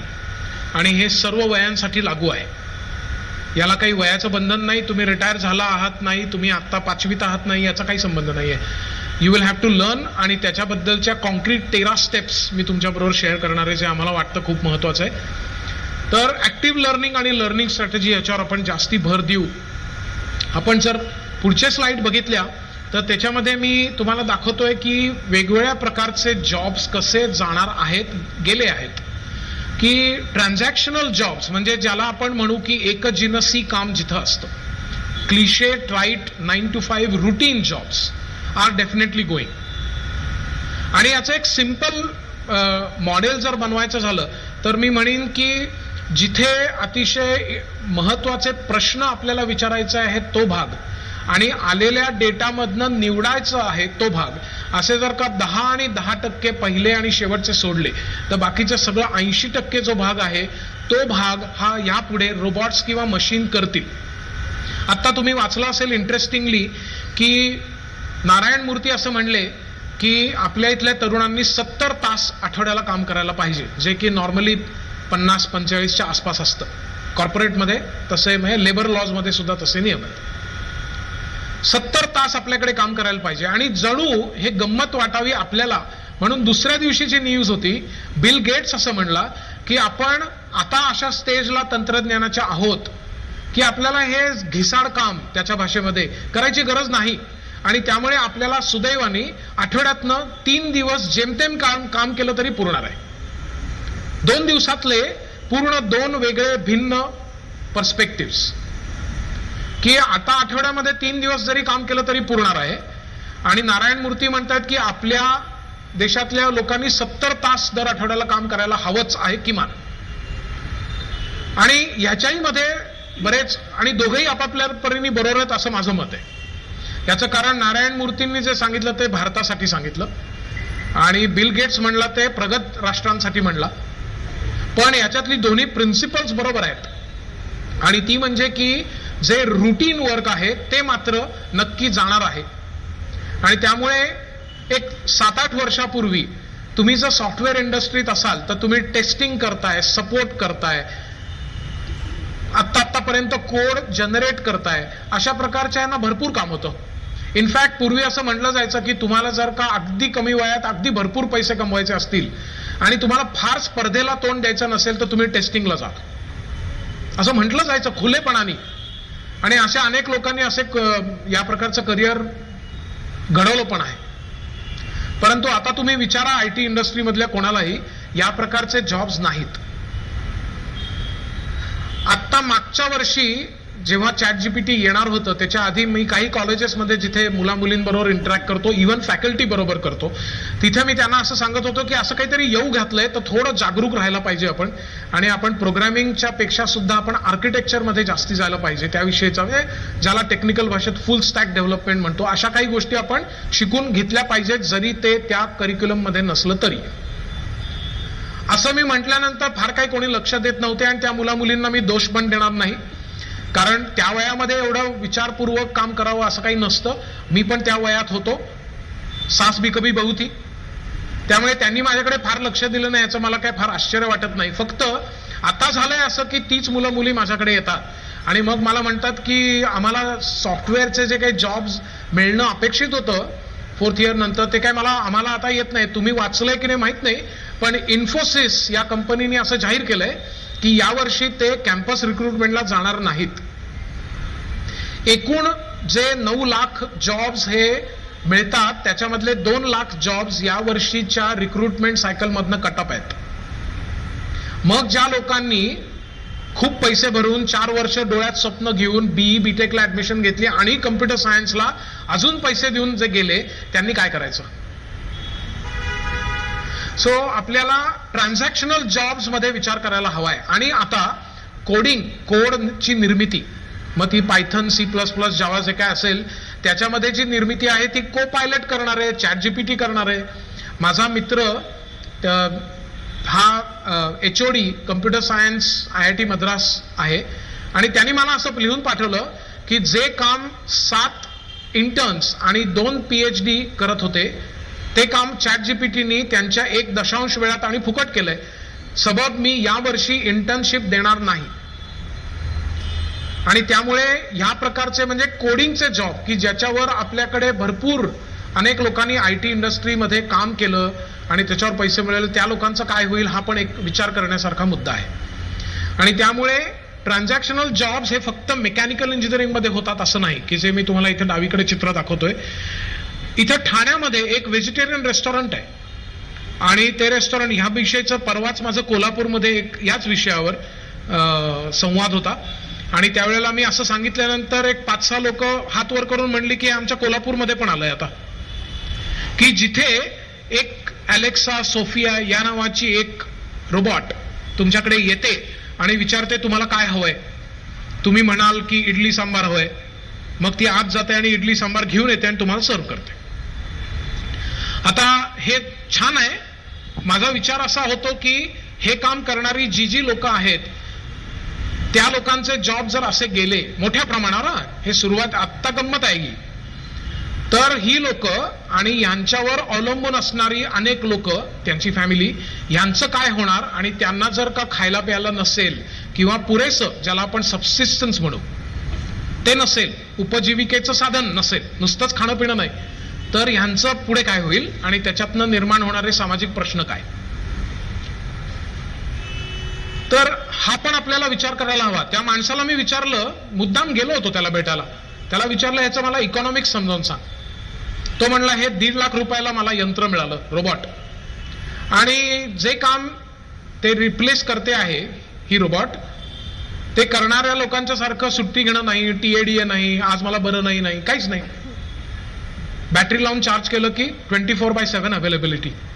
आणि हे पैसे माझे 6 महिन्यात वसूल झाले, त्याच्या पुढचा सगळा प्रॉफिट. इंडस्ट्रीमध्ये ज्याचं, प्रायव्हेट सेक्टरमध्ये ज्याचं मोटिवेशन हे प्रॉफिट असतं, ती लोक सामाजिक विचार करतील का, तर त्याचं बहुतांश वेळेला उत्तर नाही असं येईल. आणि ते चूक आहे असंही म्हणता येणार नाही. इनफॅक्ट मी तर म्हणेन की OpenAI चा जो संस्थापक, ज्याच्यामध्ये इलॉन मस्कनी खूप मोठं रोल अदा केला, त्यांनी 2018 मध्ये OpenAI ज्यांनी ChatGPT रिलीज केलं त्यातनं एक्झिट केलं. आणि त्यानंतर आत्ता या वर्षीच्या फेब्रुवारीमध्ये अत्यंत नामांकित अशा 18 लोकांनी एका कागदावर सही केली आणि त्या कागदावर लिहिलेलं होतं की AIचे एकूण धोके लक्षात घेता या पुढच्या काळामध्ये पुढच्या 6 महिन्यांपर्यंत आर्टिफिशियल इंटेलिजन्सवरचं सर्व संशोधन हे स्थगित करण्यात यावं. असं जे 18 लोकांनी साईन केलं त्याच्यामध्ये इलॉन मस्क पहिला दुसरा होता. आणि याच 6 महिन्यामध्ये याच इलॉन मस्कनी 2 नव्या आर्टिफिशियल इंटेलिजन्सच्या कंपन्या सुरू केल्या. याचं कारण आहे की उघडा नागडा स्वार्थ. कारण हा प्रश्न बरेच वेळा आपल्या डोक्यात येतो की जर का आर्टिफिशियल इंटेलिजन्सनी एवढे सगळं सामाजिक नुकसान होणार असेल, जर का हे केल्यामुळे आपल्याच नोकऱ्यांवर टाच येणार असेल, हे केल्यामुळे तुम्ही विचार करा की युव्हल हरारी नावाचा एक अत्यंत प्रख्यात अँथ्रोपॉलॉजिस्ट, मानव वंशशास्त्रज्ञ आहे की ज्याला नोबेल प्राइजसाठी नॉमिनेट केलं गेलेलं आहे. यंग माणूस आहे, इस्रायली आहे. आणि युव्हल नोआ हरारी 2017च्या टोरंटोमध्ये झालेल्या टेड टॉकमध्ये असं म्हटला होता, असं उपलब्ध आहे, म्हणजे तुम्ही बघू शकाल टेड टॉकवर, की त्याला विचारलं की तुम्ही म्हणताय की एवढे सगळे लोकांचे जॉब जातील, तर ही लोक काय करतील? तर तो म्हणला की माझं म्हणणं मी परत स्टेट करतो की 2030 मध्ये जी लोकसंख्या असेल, की जी आपण एस्टिमेट करू रफली 9 बिलियन, आता ती 8.4 प्लस झाली आहे, 9 बिलियनच्या 90% लोकांना जॉबच नाहीये काही, असं त्यांनी 2017 मध्ये सांगितलं. ते कदाचित प्लस मायनस होईल, 2030च्या ऐवजी 32 मध्ये होईल, 35 मध्ये होईल, पण होईल. आणि ते जेव्हा होईल तेव्हा जगातली प्रचंड लोकसंख्या यांना काम काय करायचं हेच माहिती नसेल, कसं करायचं हे माहिती नसेल, आणि मग ही लोक म्हणजे करणार काय? सकाळी उठल्यावर काय करणार?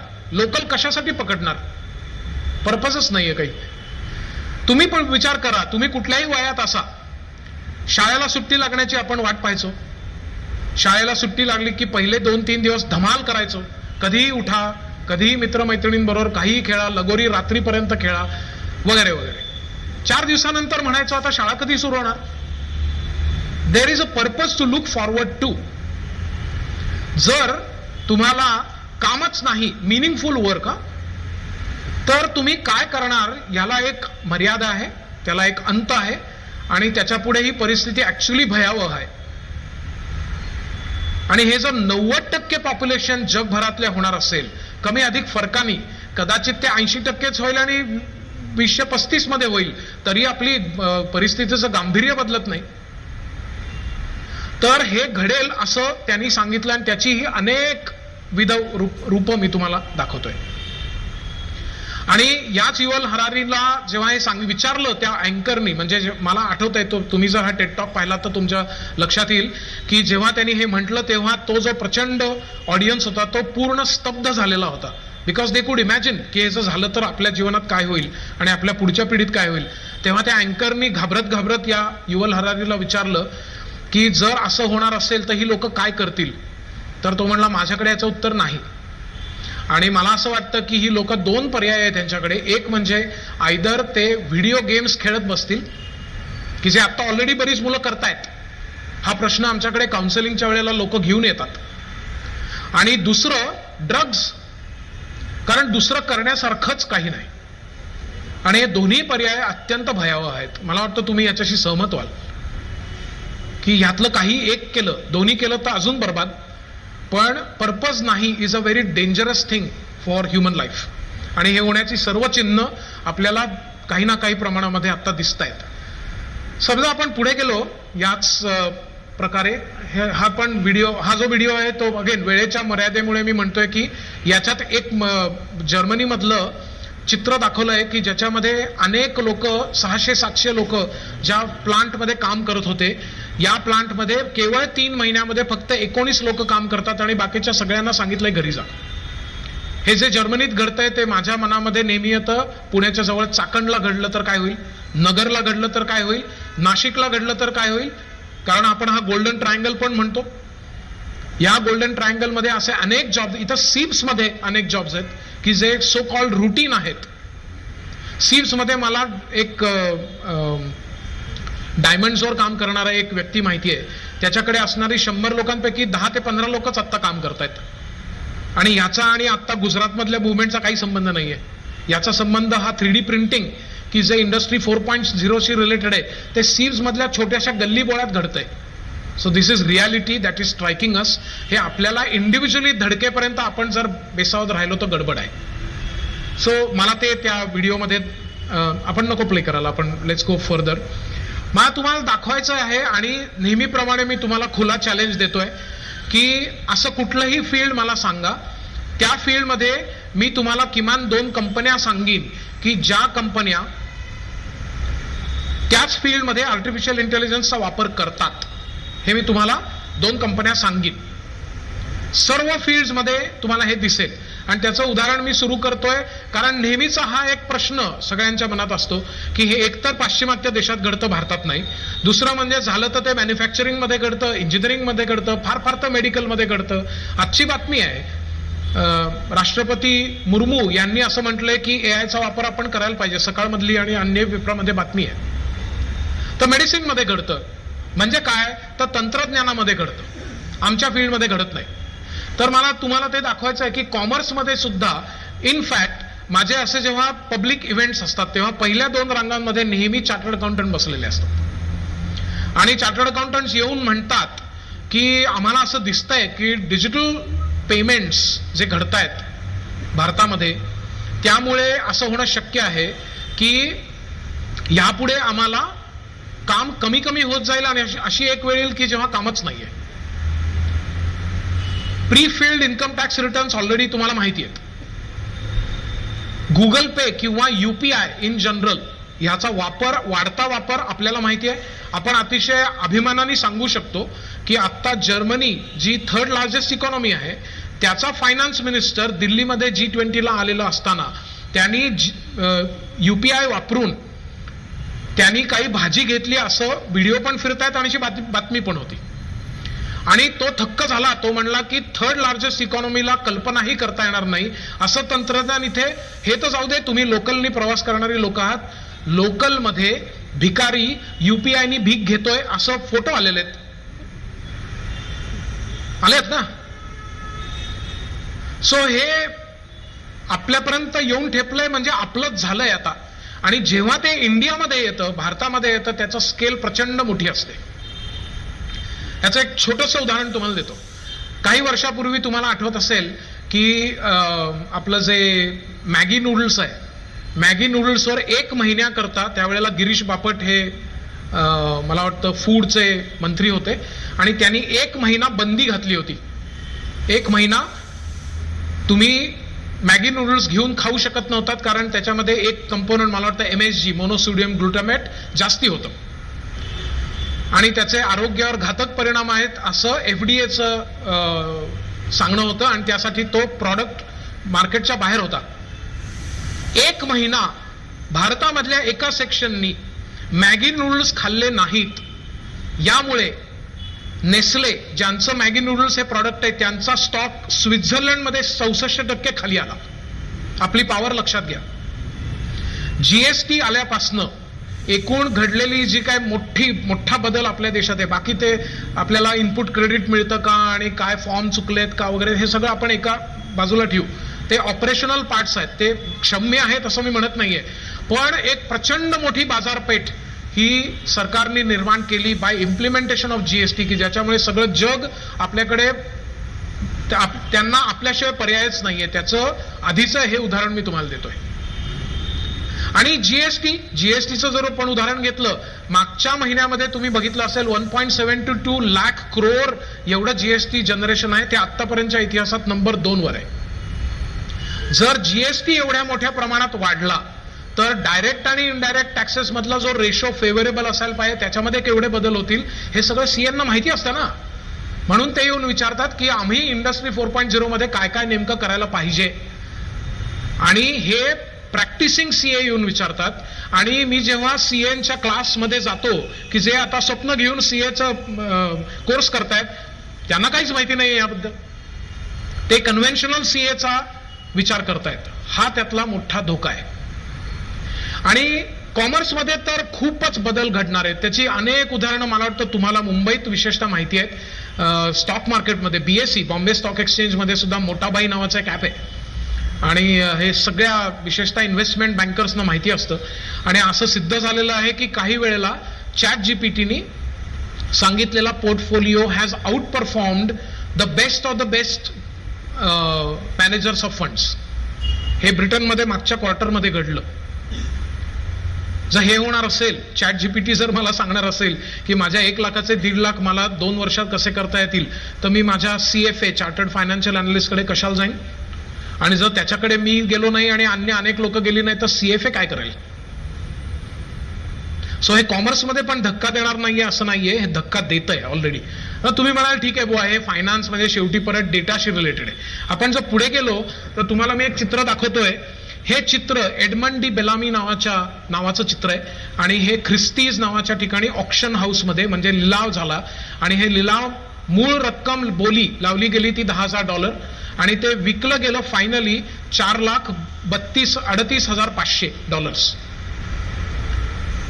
$500,000 म्हणजे 2-2.5 कोटी रुपये. या चित्रामध्ये 2-2.5 कोटीचं काय आहे हे मला अजून उलगडलेलं नाही, तुम्हाला समजत असेल तर बघा. पण ज्या माणसाला वाटलं की हे फार भारी आहे, त्यांनी तो चेक लिहिला 4,38,500. तो आला आणि त्यांनी चेक दिला आणि म्हणला की मला हे चित्र तर द्या, पण हे चित्र ज्यांनी काढलं त्या माणसाला मला भेटायचा एवढा महान चित्रकार पेंटर कोण आहे. आणि त्याला सांगण्यात आलं की चेक घेतल्यावर सांगण्यात आलं की हे जे चित्र आहे कम्प्युटर जनरेटेड आहे. आणि त्याचं इक्वेशन पुढच्या स्लाइडमध्ये आपल्याला दिसेल. या इक्वेशन मुळे ते चित्र निर्माण झालंय. मला जर कोणी सांगितलं असतं की हे जे चित्र ज्याच्यासाठी मी 2 कोटी रुपये मोजले ते या इक्वेशनमुळे झालंय आणि एकाही मानवी चित्रकाराने ते काढलं नाहीये, तर मी तिथे जीव हसंडून प्राण दिला असता किंवा धरणी माते मला पोटात घ्या असं म्हटलं असतं. एवढी प्रचंड चूक 2 कोटींची कशी काय परवडेल? जणू हे कमी आहे म्हणून. समजा आपण पुढच्या काही स्लाइड्स बघितल्या की BA MA बद्दल मी म्हटलं, कॉन्टेंट क्रिएशन बद्दल म्हटलं, लॉ बद्दल म्हटलं. एक उदाहरण घ्या, इंटरनॅशनल कोर्ट ऑफ जस्टिस मध्ये AI वापरून 1 वेळामध्ये 13 टॉप जजेस पेक्षा सुद्धा चांगला निर्णय देण्यात आला आणि तोही फुकट. आपण पुढची स्लाइड जर बघितली तर त्याच्यामध्ये तुम्हाला दिसेल की डान्स, नृत्य, म्युझिक, रॅप सॉन्ग, नंतर script of A horror movie आणि गेम ऑफ थ्रोन्स बऱ्याच लोकांनी बघितलं असेल. गेम ऑफ थ्रोन्स याचा एपिसोड 1 सीझन 8 हा पूर्णतः कम्प्युटरने लिहिलेला आहे आणि आपल्याला ते कळत सुद्धा नाहीये. याच्यात गंमत ते आपल्याला कळत सुद्धा नाहीये ही आहे. मला हे जेव्हा मी पहिल्यांदा वाचलं तेव्हा माझ्या डोक्यामध्ये असा विचार आला की महाराष्ट्राचं प्रॅक्टिकली दैवत पु ल देशपांडेंचं व्यक्ती आणि वल्ली आहे. मी समजा आमचं लहानपण सुदैवाने त्यांच्या घराच्या शेजारीच गेलं आणि त्यांच्याबरोबर आम्ही क्रिकेट खेळलो आहे असं आमचं आठवण आहे. फक्त त्यावेळेला माहिती नव्हतं काय उंचीचं व्यक्तिमत्व आहे. समजा मी असं म्हटलं की त्यांच्या इथं ना एक आम्हाला रद्दीमध्ये कागद सापडला आणि त्यांचं अप्रकाशित साहित्य हे, आणि ते जर ChatGPTने उद्या दिलं तर बहुतांशी लोकांना हे कळणार नाहीये की हे मुळात पुलंनी लिहिलं का ChatGPTने लिहिलं. काय करायला लागेल मला? पुलंचं सगळं साहित्य ChatGPTला फीड करायचं आणि त्याला सांगायचं की अजून एखादी अशी व्यक्तिरेखा काढ. ती व्यक्ती किंवा वल्ली ते जे लिहिल ती आपण सहज पु ल देशपांड्यांची म्हणून खपवू शकू, याचं हे प्रूफ आहे. काय राहिलं? क्रिएटिव्हिटीचे धज्जिया उड गई. कसलं क्रिएटिव्हिटी आणि मग कसलं ह्युमॅनिटीज आणि कसलं मानव्यशास्त्र. पुढचं समजा आपण बघितलं तर ह्याच्याही पुढची स्लाइड, हे आत्ताची 2023ची बातमी आहे. 2023 मध्ये फोटोग्राफी मधलं जे नोबेल प्राइज समजलं जातं ते प्राइज एका जर्मन फोटोग्राफरला मिळालं. हे तुम्ही पेपरात बहुतेक वाचलं असेल. आणि तो परत फोटोग्राफर असाच स्वीकारायला गेला आणि त्यांनी ते भाषण करणं अपेक्षित आहे की मला तुम्ही इथं बोलवलं, हे अवॉर्ड दिलं त्याबद्दल धन्यवाद, माझी बायको आई यांचा मी ऋणी आहे वगैरे जे काय असेल ते. आणि हे करण्याच्या आधी तो म्हणला मी हे स्वीकारणार नाही. आणि हे न स्वीकारण्याचं कारण की ज्या फोटोला तुम्ही जगातला सगळ्यात बेस्ट फोटो ऑफ 2023 म्हणताय तो फोटो मानवानीच काढलेला नाही, मी जाऊ देत, मशीननी काढलाय. म्हणजे इश्यू हा आहे की चित्र घ्या, लेखन घ्या, स्क्रिप्ट घ्या, गाणं घ्या, डान्स घ्या, रॅप घ्या, फोटो घ्या, या सगळ्यामध्ये कम्प्युटर किंवा तंत्रज्ञान जे करतं आहे ते मानवानी का तंत्रज्ञानाने केलं आहे ते कळत नाहीये. या स्टेजला आपण ऑलरेडी पार करून पुढे आलोय. याला तांत्रिक भाषेमध्ये ट्युरिंग टेस्ट असं कम्प्युटर सायन्समध्ये म्हणतात किंवा बोली भाषेमध्ये याला सिंग्युलॅरिटी असं पण म्हणतात. सिंग्युलॅरिटी म्हणजे मानवाच्या एक स्टेप पुढे जर का यंत्र गेली तर काय होईल. आणि त्याचं एक धोका काही वर्षापूर्वी असं म्हणतात, त्याची म्हणजे शहानिशा ऑफकोर्स मी करू शकलेलो नाहीये, पण असं म्हणतात की फेसबुकच्या लॅबमध्ये त्यांनी 2 रोबॉट्स एकमेकांशी बोलायला ठेवले होते आणि दोघांनाही इंग्लिश भाषा शिकवली होती आणि त्यांना सांगितलं होतं की तुम्ही एकमेकांशी संवाद साधा. काहीतरी एकाला सफरचंद दुसऱ्याला विकायला सांगितलं होतं आणि दुसऱ्याला संत्र पहिल्याला विकायला सांगितलं होतं. ते कसं करतात हे त्यांचा एक्सपेरिमेंट चालू होता. पहिल्यांदी फॉर्मल एक्सचेंज झालं, मग संत्र्याची प्राइस सांगून झाली. हे सगळं झाल्यानंतर ते रोबॉट्स एकमेकांशी काहीतरी अगम्य त्यांच्या भाषेत बोलायला लागले आणि ते बाकीचे जे माणसं होती, कम्प्युटर सायंटिस्ट होती, त्यांना कळलं नाही की हे काय आहे. आणि मग त्यांच्या लक्षात असं आलं, समजा हे दोघं म्हणत असतील की इथं जे कोण रोबोट सोडून लोक आहेत त्यांना मारून टाका तर, आणि म्हणून त्यांनी पॉवर काढून टाकली आणि तो एक्सपेरिमेंट बंद केला, असं वर्णन आहे. तुम्ही हे वेबवर पाहू शकाल, ChatGPT वर पाहू शकाल. हे 2017ची गोष्ट सांगतोय मी. 2030 मध्ये काय होऊ शकेल आणि काय वेगाने घडतंय, आपण वेग बघितला. 75 वर्ष, 3 ह्युमन जनरेशन्स आणि 18 दिवस, या वेगाने ते घडतंय. आणि त्यामुळे आपल्याला याच्यासाठी सावध राहायला लागेल.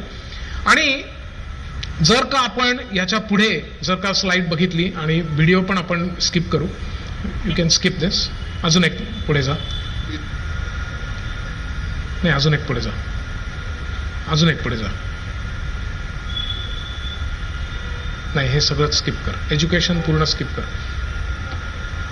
हा, कोविड-19 नंतर तर इंडस्ट्री 4.0 हे अजून वेगाने पुढे गेलंय. आणि त्याच्यामध्ये महत्वाचं कारण आहे की बटरफ्लाय इफेक्ट म्हणून एक प्रकार आहे. 5G हे तंत्रज्ञान अजून वेगाने पुढे आलं. आपलं सगळं जीवनच मुळी हे 5G वर आणि क्लाउड आणि याच्यावर होतं. झूमवर आपण कनेक्ट करत होतो एटसेट्रा. आणि यामुळे जणू काही इंडस्ट्री 4.0चा वेग कमी होता, म्हणून ते कोविडने अजून प्रोपेल झालं, अजून वेग त्यांनी पकडला. आणि त्यामुळे काय होईल याच्याबद्दलचं समजा आपण पुढचं स्लाइड बघितली तर मला नेहमी ही स्लाइड इंटरेस्टिंग का वाटते. 2009 मध्ये एक माणूस आहे, तो हेलिकॉप्टरमध्ये बसला आणि वरनं फोटोग्राफी करतोय, एरियल फोटोग्राफी. ठीक आहे. 10 वर्षानंतर 2019 मध्ये ड्रोन आहे. सगळ्यांना ड्रोन माहिती आहे. ड्रोननी शूटिंग झालं नाही असं बहुतेक लग्न आता होणार नाही. त्या सभामंडपामध्ये ड्रोन असतोच आता. It's part and parcel. रुखवतासारखं ड्रोन आहे आता. त्यामुळे जर ड्रोन असेल, बघा सत्य आहे, ड्रोन असेल तर हा जो कॅमेरा घेऊन जो शूटिंग करत होता त्याचा जॉब नाहीये. आणि त्याचबरोबर जो हेलिकॉप्टर फ्लाय करत होता पायलट, त्याचाही जॉब नाहीये. म्हणजे 2 जॉब गेलेत. पण याबरोबर आपण हे लक्षात घेऊया की ड्रोन आहे आणि ड्रोन तयार करणाऱ्या माणसांना जॉब आहे, आणि ड्रोन ऑपरेट कसा करायचा ह्यालाही जॉब आहे. म्हणजे जॉब नुसते जाणार आहेत अशाने आपण घाबरायला नकोय. आपण ह्याची तयारी करायला हवी आहे की आपण हेलिकॉप्टर आणि हातातल्या कॅमेरापेक्षा ड्रोन शिकायला पाहिजे. म्हणजे ह्याच्यावरचा उपाय जर म्हणायचा झाला तर नुसतं घाबरून जाण्यापेक्षा अवेअर होणे, आणि अवेअर होऊन त्याच्यावर स्वार होणे. आणि ते स्वार होणं म्हणजे ड्रोन शिकणं. आणि त्याच्यासाठी जर आपल्याला काही करायचं असेल तर अपग्रेड युअरसेल्फ हा त्यातला सगळ्यात महत्वाचा मुद्दा आहे. सो शेवटच्या 5 मिनिटांमध्ये आपला जो वेळ आपला ठरलाय त्याच्यानुसार 5 मिनिटांमध्ये I will tell you what to do and then it is open for question answers. समजा आपण पुढची स्लाइड घेतली तर त्याच्यामध्ये तुम्हाला दिसेल की AI powered humanoid robots also CEO म्हणून ऑलरेडी बंगलोरमध्ये आहेत. किंवा पुढची स्लाइडमध्ये तुम्ही बघाल की रोजगार निर्मितीसाठी कृत्रिम बुद्धिमत्ता घातक आहे. का तर डावीकडे लिहिलंय आणि मागे दिसणार नाही म्हणून मी ते मोठ्याने वाचून दाखवतोय. 100 नोकऱ्या घालवून 10 नोकऱ्यांची निर्मिती होईल. तर ह्या प्रकारचा रेशो आपल्याला लक्षात ठेवून त्या 10 मध्ये आपण कसे असू हे बघायला पाहिजे आणि इतरांना पण ते सांगायला पाहिजे. That is the sustainable solution. आणि म्हणून जर पुढची आपण स्लाइड बघितली, त्याच्याही पुढची स्लाइड बघितली, कारण काय आहे की अनेक विषयांच्या मध्ये AI आणि इंडस्ट्री 4 कसं काम करेल याच्या अनेक व्हिडिओज उपलब्ध आहेत. कॅटॅस्ट्रॉफिक फायनान्शियल क्रायसिस मी म्हणलं तुम्हाला की, आणि हा तो युवल हरारी की ज्याच्याबद्दल मी मगाशी सांगत होतो की ज्यांनी हे ऑलरेडी 17 मध्ये प्रेडिक्ट केलंय 30 मध्ये काय होईल तो. ओके, आपण पुढे गेलं तरी चालेल. फ्युचर हे प्रॉम्प्ट इंजिनिअरिंगचं आहे. प्रॉम्प्ट इंजिनिअरिंग म्हणजे काय? योग्य प्रश्न विचारणे. इनफॅक्ट आईन्स्टाईननी असं म्हणून ठेवलंय आधीच की सगळ्यात महत्वाचा बुद्धिमत्तेचा निकष किंवा निदर्शक हा उत्तर देणे नाही, तर योग्य प्रश्न विचारणे हा बुद्धिमत्तेचा निदर्शक आहे, असं ऑलरेडी आईन्स्टाईन म्हणून गेलाय. आणि ते आता अगदी अतिशय दूरदृष्टीचं वाक्य ठरलंय. कारण इन्फॉर्मेशन मिळणे याच्यासाठी ChatGPT तुम्हाला at a click of a button आहे, पण प्रश्न जर तुम्ही चुकीचा विचारला तर चुकीचं उत्तर येणार. त्यामुळे प्रॉम्प्ट इंजिनिअरिंग हा पहिला 10% भाग आहे आणि त्याच्यामध्ये तुम्हाला चांगलं तयार व्हायला लागेल. त्याला मी Google++ टीचर आणि ChatGPT -- स्टुडंट असं म्हणतो. म्हणजे शिक्षकांनी गुगलच्या पुढे असलं पाहिजे आणि विद्यार्थ्यांनी ChatGPTच्या थोडं मागे असलं पाहिजे. हे जर झालं तर शिक्षण पद्धती विल बी इन बॅलन्स. आत्ता मुलं ChatGPTला प्रश्न विचारतात, ते कट अँड पेस्ट करतात आणि सबमिट करतात. That is not ChatGPT minus minus. आणि टीचर हे गुगल सारखंच काम करतात आणि जे गुगलवर उपलब्ध आहे तेच सांगतात की जे मी टाळण्याचा मगाचपासून प्रयत्न करतोय, यशस्वी अयशस्वी मला माहिती नाही, पण प्रयत्न करतोय. आणि इनफॅक्ट जेव्हा जेव्हा मी इंटरॅक्ट करतो मुलींच्या बरोबर शाळा कॉलेजमध्ये, तेव्हा मी हा प्रश्न विचारल्याशिवाय रूममध्ये पाऊल ठेवत नाही की am I giving to the students something more than what Google can. याचं उत्तर जर नाही असं आलं तर मी क्लास कॅन्सल करतो, कारण I am wasting their time. ते घरी पण ही माहिती मिळवू शकतात. तर आपल्याला सगळ्यांनाच आपल्या जीवनामध्ये, आणि जर विशेषतः शिक्षण क्षेत्राशी तुम्ही संबंधित दुरान्वयाने असाल तर Google++ टीचर होणं आणि ChatGPT मायनस मायनस विद्यार्थी होणं त्याच्यावरचा चिरस्थायी सस्टेनेबल सोल्युशन आहे असं मला वाटतं. जर आपण पुढची स्लाइड बघितली, त्याच्याही पुढची बघितली, मी व्हिडिओज बरेचसे स्किप करतोय.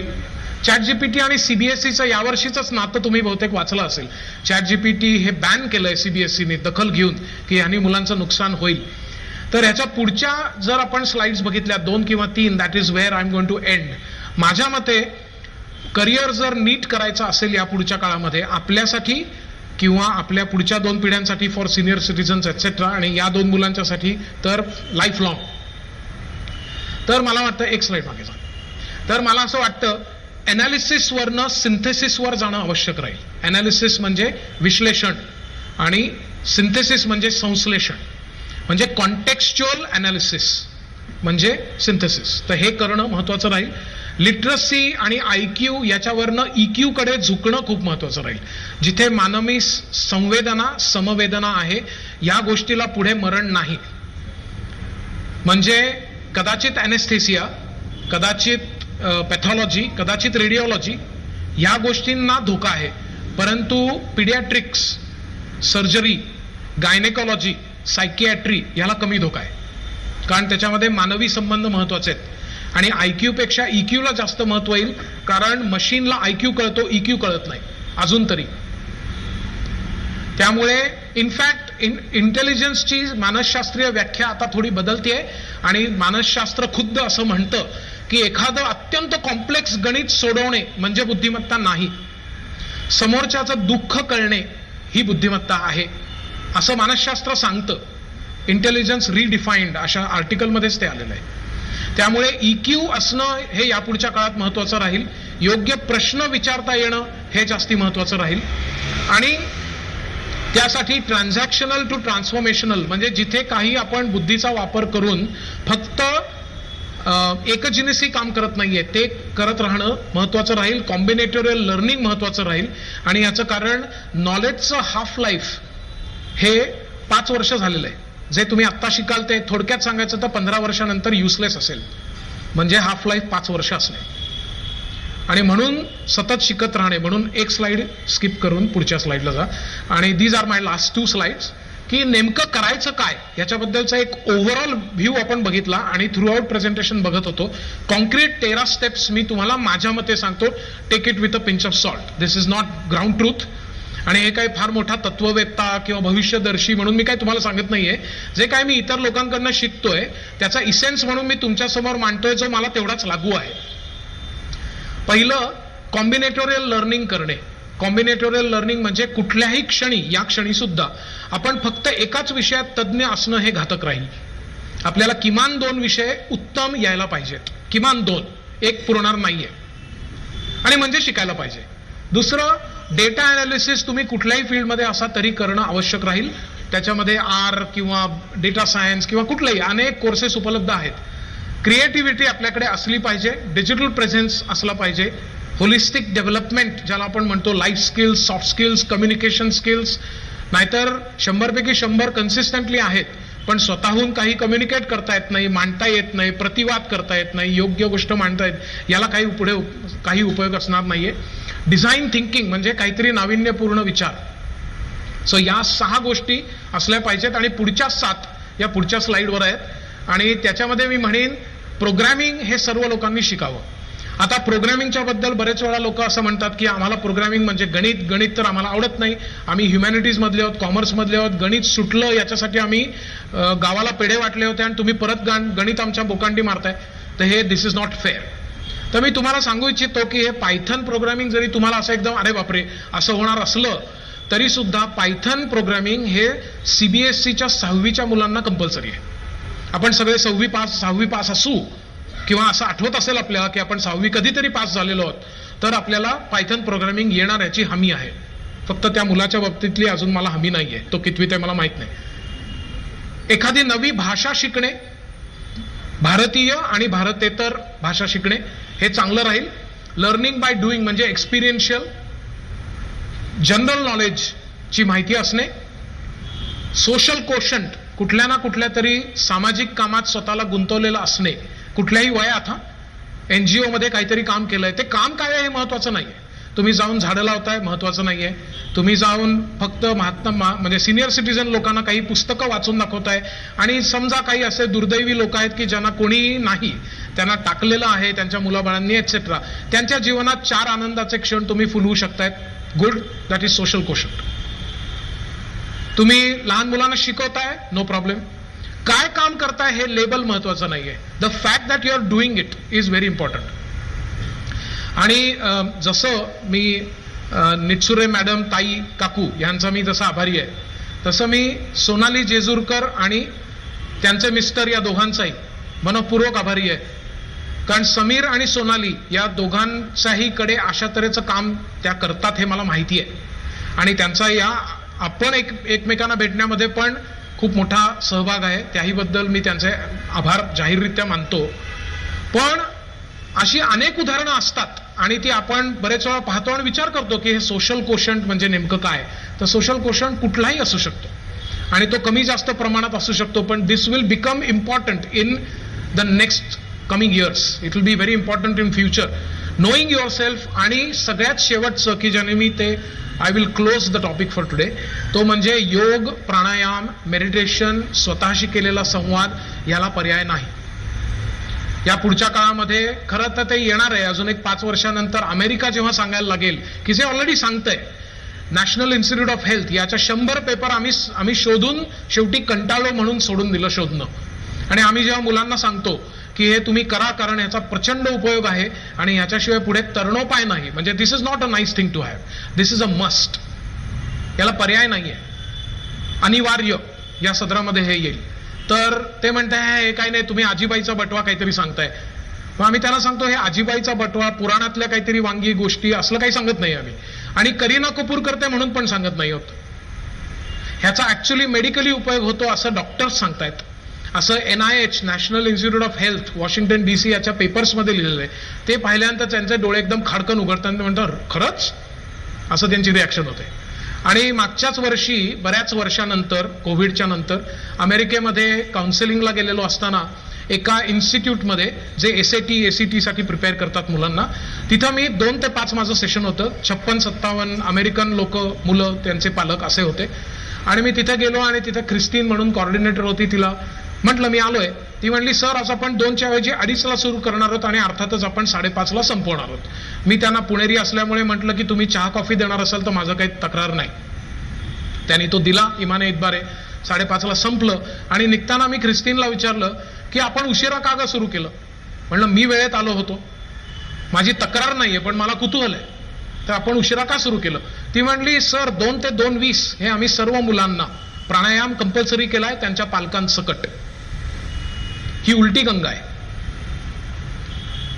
म्हणजे अमेरिकेमध्ये तर it is a melting pot. तिथं चायनीज लोक आहेत, स्वीडिश लोक आहेत, भारतीय लोक आहेत, तिथे मुस्लिम आहेत, बौद्ध आहेत, हिंदू आहेत, कम्युनिस्ट आहेत, निधर्मी आहेत. तिथं ते असं चावटपणा करत बसत नाहीत की हे तुम्हाला चालेल का, पटेल का, आवडेल का, असलं काही करत नाहीत. हे करायचं फुल स्टॉप. तर ही गोष्ट आपण लक्षात ठेवण्यासाठी महत्वाची आहे असं मला वाटतं. अजून 5 वर्षांनी कोणीतरी आपल्याला अमेरिकन माणूस कंपल्सरी करतोय मग आपण करतोय इतकं नको ना. आपलंच आहे तर ते आपण करावं, कारण ते आता प्रॅक्टिकली पण उपयुक्त आहे. याचा लगेच अर्थ आपण आध्यात्मिक प्रगती आणि थेट हिमालयात जातोय असं काही नाहीये. व्यावहारिक पातळीवर आपल्याला याचा उपयोग होईल म्हणून तरी किमान आपण हे करायला हवं असा आमचा शेवटचा पण तेवढाच महत्त्वाचा मुद्दा आहे. आणि त्यामुळे ह्याच्यावर मला वाटतं तुमचा अधिक अंत न पाहता मी थांबावं हे अधिक योग्य.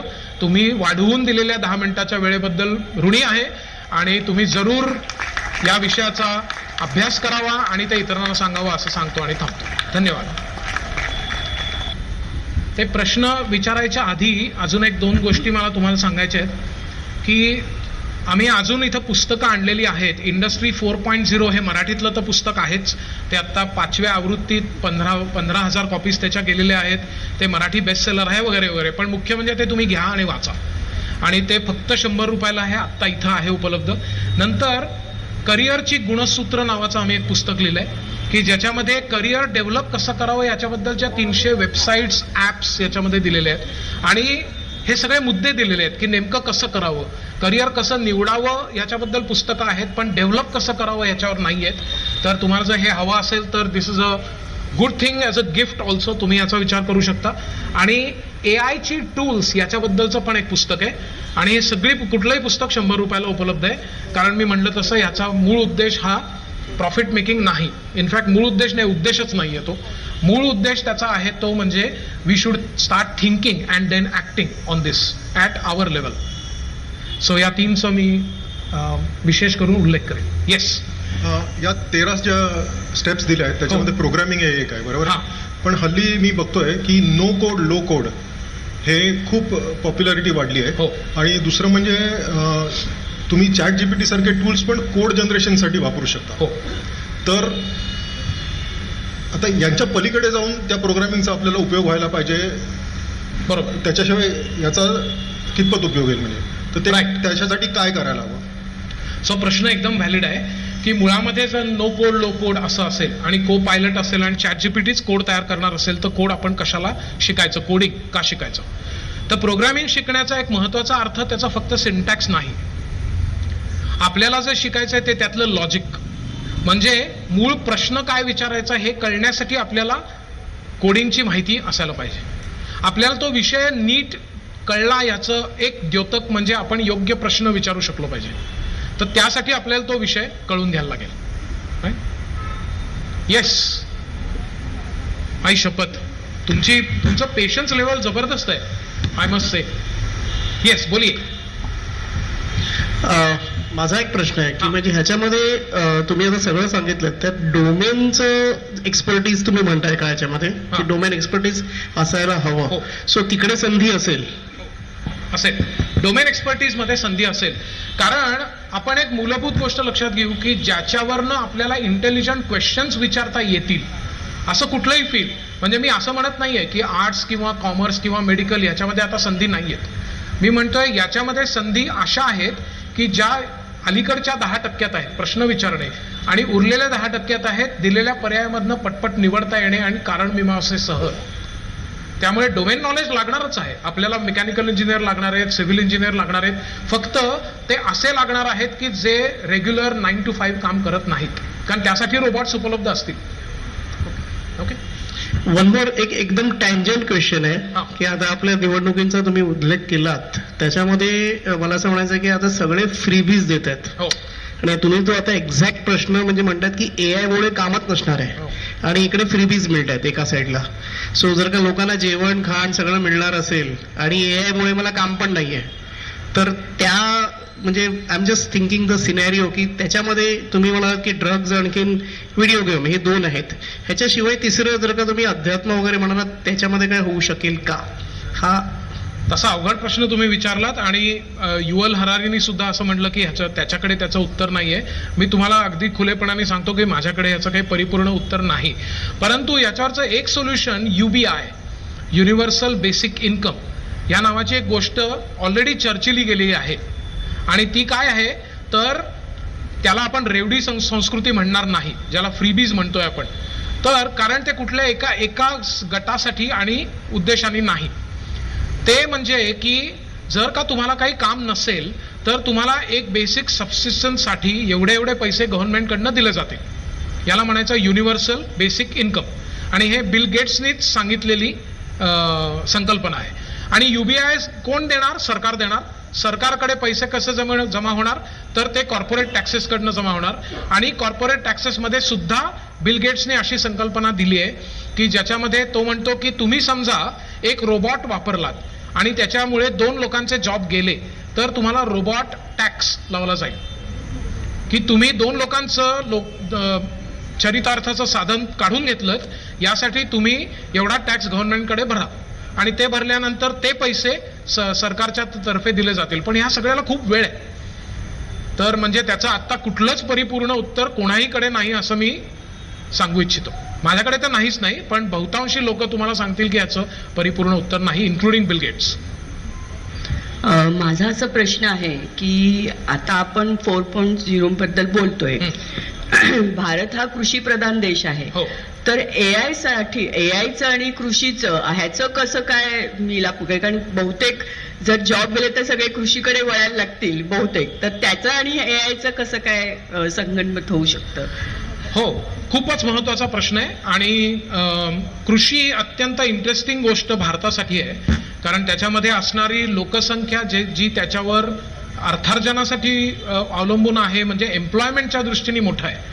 आणि contribution in to the GDP म्हणायचं गेलं तर ते 15% आहे. तर त्यामुळे there is a huge disparity between employment आणि GDP कॉन्ट्रीब्युशन. हा एक मुद्दा.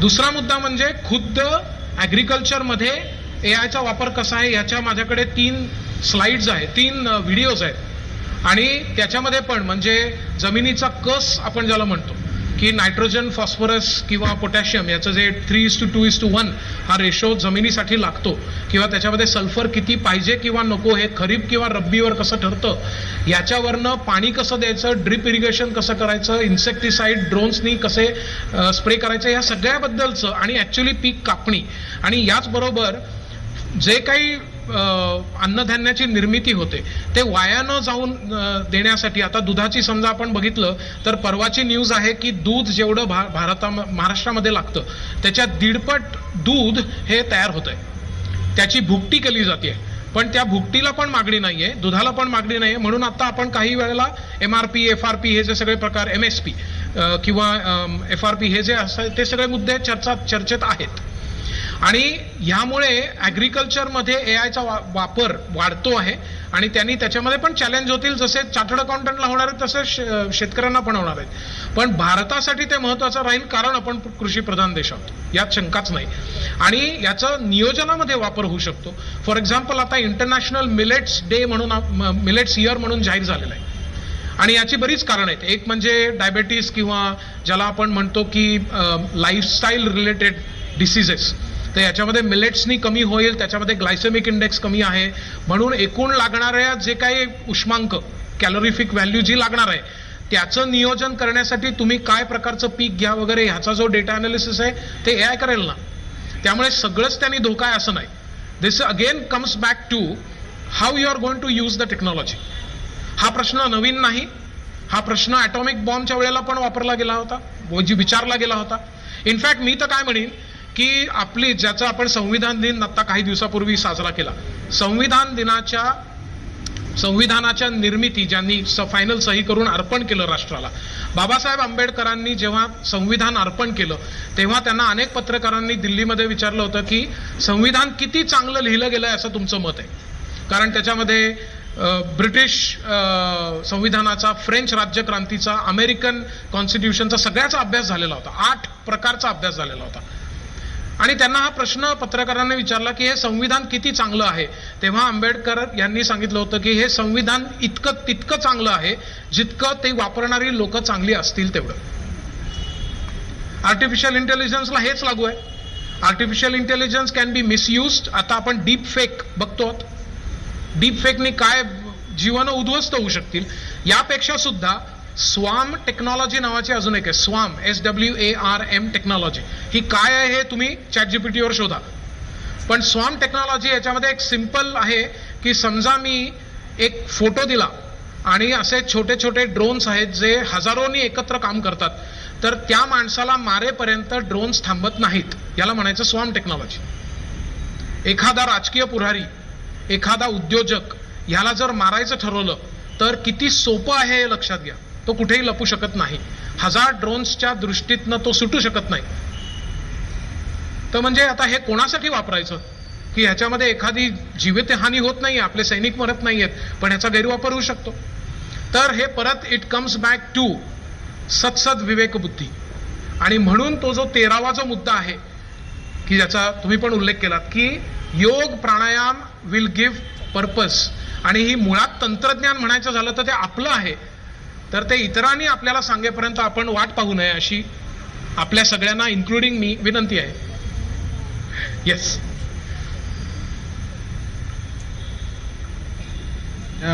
13 पॉईंट्स जे तुम्ही सांगितले त्यात एखादा पॉईंट ऍड करता येईल का? म्हणजे माझ्या मनात आला, आपण म्हणतो की 14 विद्या आणि 64 कला आपल्याकडे आहेत, तर बरेचसे लोक म्हणजे सिनियर सिटीजन पासून लहान मुलांपर्यंत सगळेजण वेगवेगळ्या प्रकारचे छंद जोपासत असतात. आता आर्टिफिशियल इंटेलिजन्स आल्यानंतर बरेचसे जॉब पण जातील, वेळ पण असेल लोकांकडे, तर अनार्की किंवा अनागोंदी होऊ नये म्हणून जर छंद जोपासले तर 14वा पॉईंट हा छंद जोपासणं हा असू शकेल का, आणि तो पुढे उपयोगात कितपत येईल? म्हणजे आपल्याकडे तर 14 विद्या 64 कला आहेत, तेवढं नाही म्हटलं तरी जे काही चित्रकला, संगीत हे ते सगळं जोपासलं तर त्याचा पुढे फायदा होईल का ह्या आर्टिफिशियल इंटेलिजन्सच्या जगात पुढे? 100% होईल. तो वेगळा मुद्दा म्हणून घ्यायचा की नाही हा प्रत्येकाचा वैयक्तिक चॉईस आहे. तुम्ही जर 14वा ऍड केलं तर काहीच प्रश्न नाही.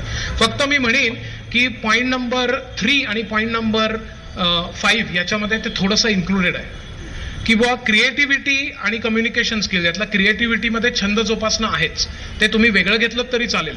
मुख्य मुद्दा की मुद्दे 13 आहेत का 14 आहे हा नाहीये.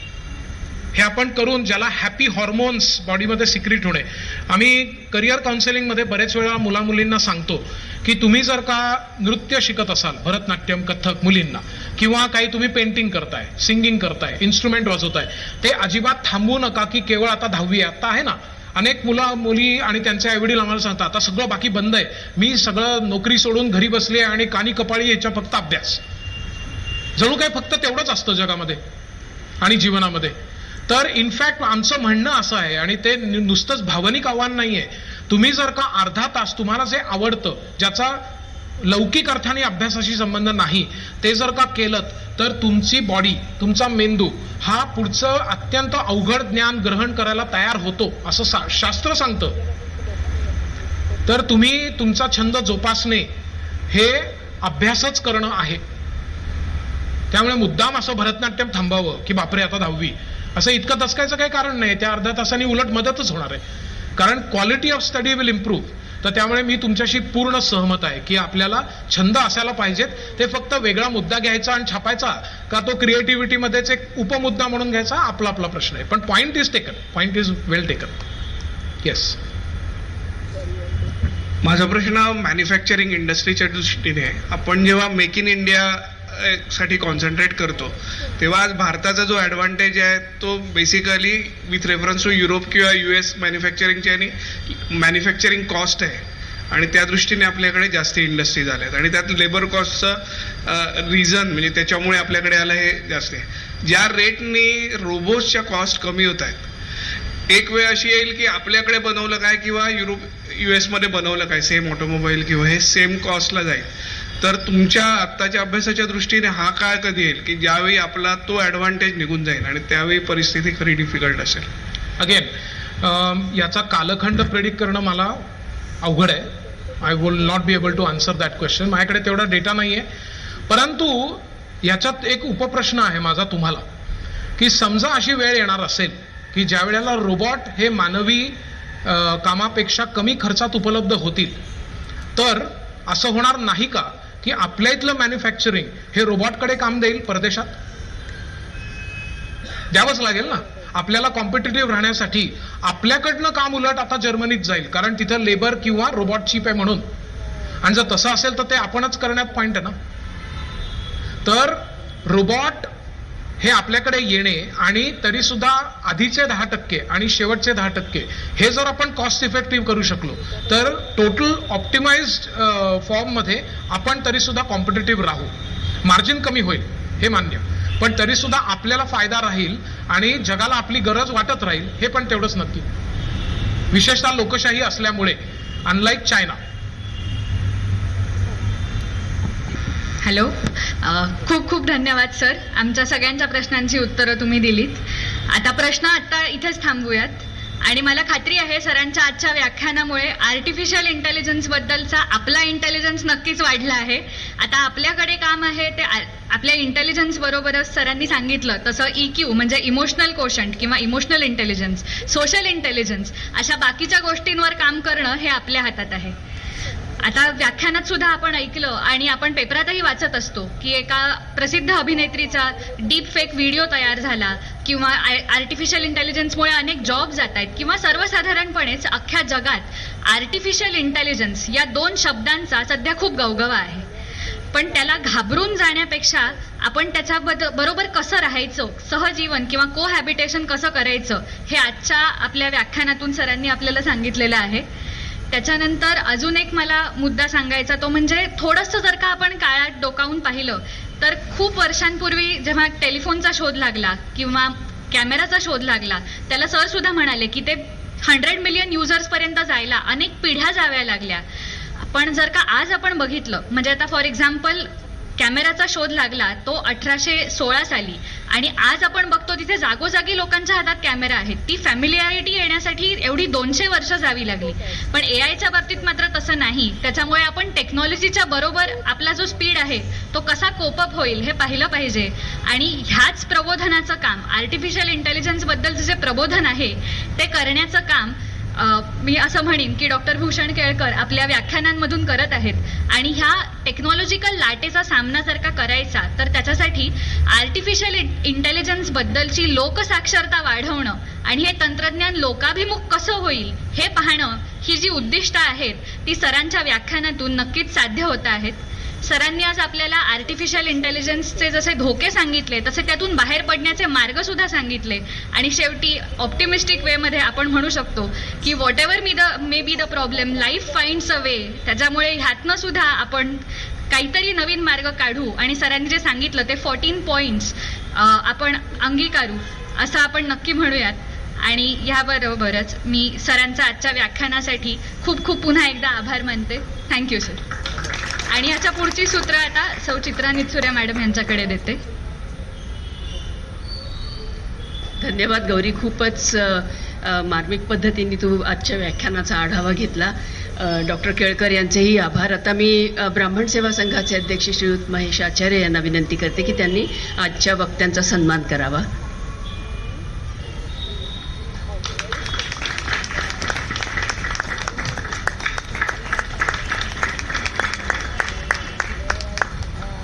धन्यवाद श्रीयुत महेश आचार्य. 47व्या व्याख्यानमालेचा आजचा शेवटचा दिवस आणि ही व्याख्यानमाला यशस्वी होण्यासाठी अनेकांचं अनेक प्रकारे सहकार्य लाभलं आहे. त्यांचा उल्लेख आणि त्यांच्याविषयीचे धन्यवाद इथे व्यक्त होणार त्यावश्यक मानते मी. जनसेवा केंद्र बोरिवली, ब्राह्मण सेवा संघ बोरिवली, जाई काजळ, तसेच श्रीयुत उदय अधिकारी, शेणाळ डेकोरेटर्स, ज्ञानयोग सहनिवासाची कार्यकारिणी, ज्ञानयोग सहनिवास येथील रहिवासी, ग्राफिक प्रिंटर्स, आपले जे व्हिडिओग्राफर आहेत श्रीयुत दर्शील, फोटोग्राफर श्रीयुत अभय तळपदे, आपण सर्व श्रोते जे इथे 7 दिवस आवर्जून उपस्थित राहिलात आणि सर्व सन्माननीय वक्ते की ज्यांनी आमच्या आमंत्रणाचा आदर करून इथे येऊन आपल्याला अनेक विषयांचं प्रबोधन केलं. अनेक हस्ते परहस्ते मदत आम्हाला होत असते. त्या प्रत्येकाचं व्यक्तिशः नाव घेऊन इथे धन्यवाद मानता येणार नाही. पण हा उपक्रम चालू राहण्यासाठी, तो यशस्वी करण्यासाठी ज्या ज्या लोकांचे हात लागले आहेत त्या सर्वांचे आभार. आणि आपण इथे आज मी पहिल्यांदा माईक पुढे आलेली आहे, पण इतर जण जी आमची माईक वर होती मग ती ध्वजगीत म्हणण्यासाठी असेल, परिचय करून देण्यासाठी, समारोपासाठी, त्यांचं सर्वांचं कौतुक सरांनी करावं अशी मी त्यांना विनंती करते. आणि मी एक एक नावं घेते, आपण यावं. ध्वजगीत म्हणणारी छोटी मनवा राजवाडे, सई महाजन,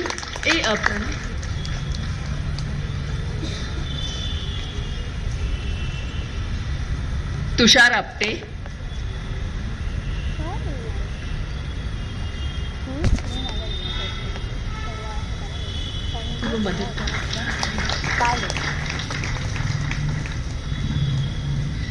स्वरा खरे, स्वरा आपटे,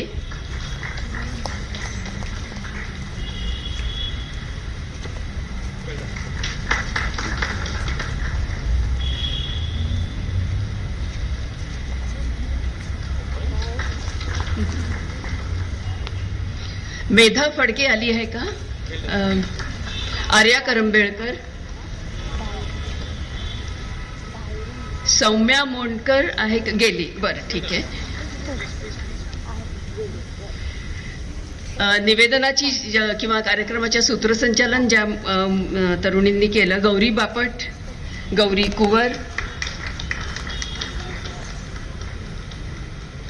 प्रणव पटवर्धन,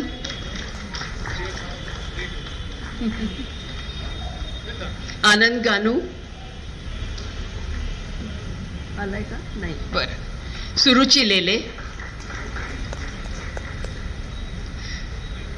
अपूर्व पंडित,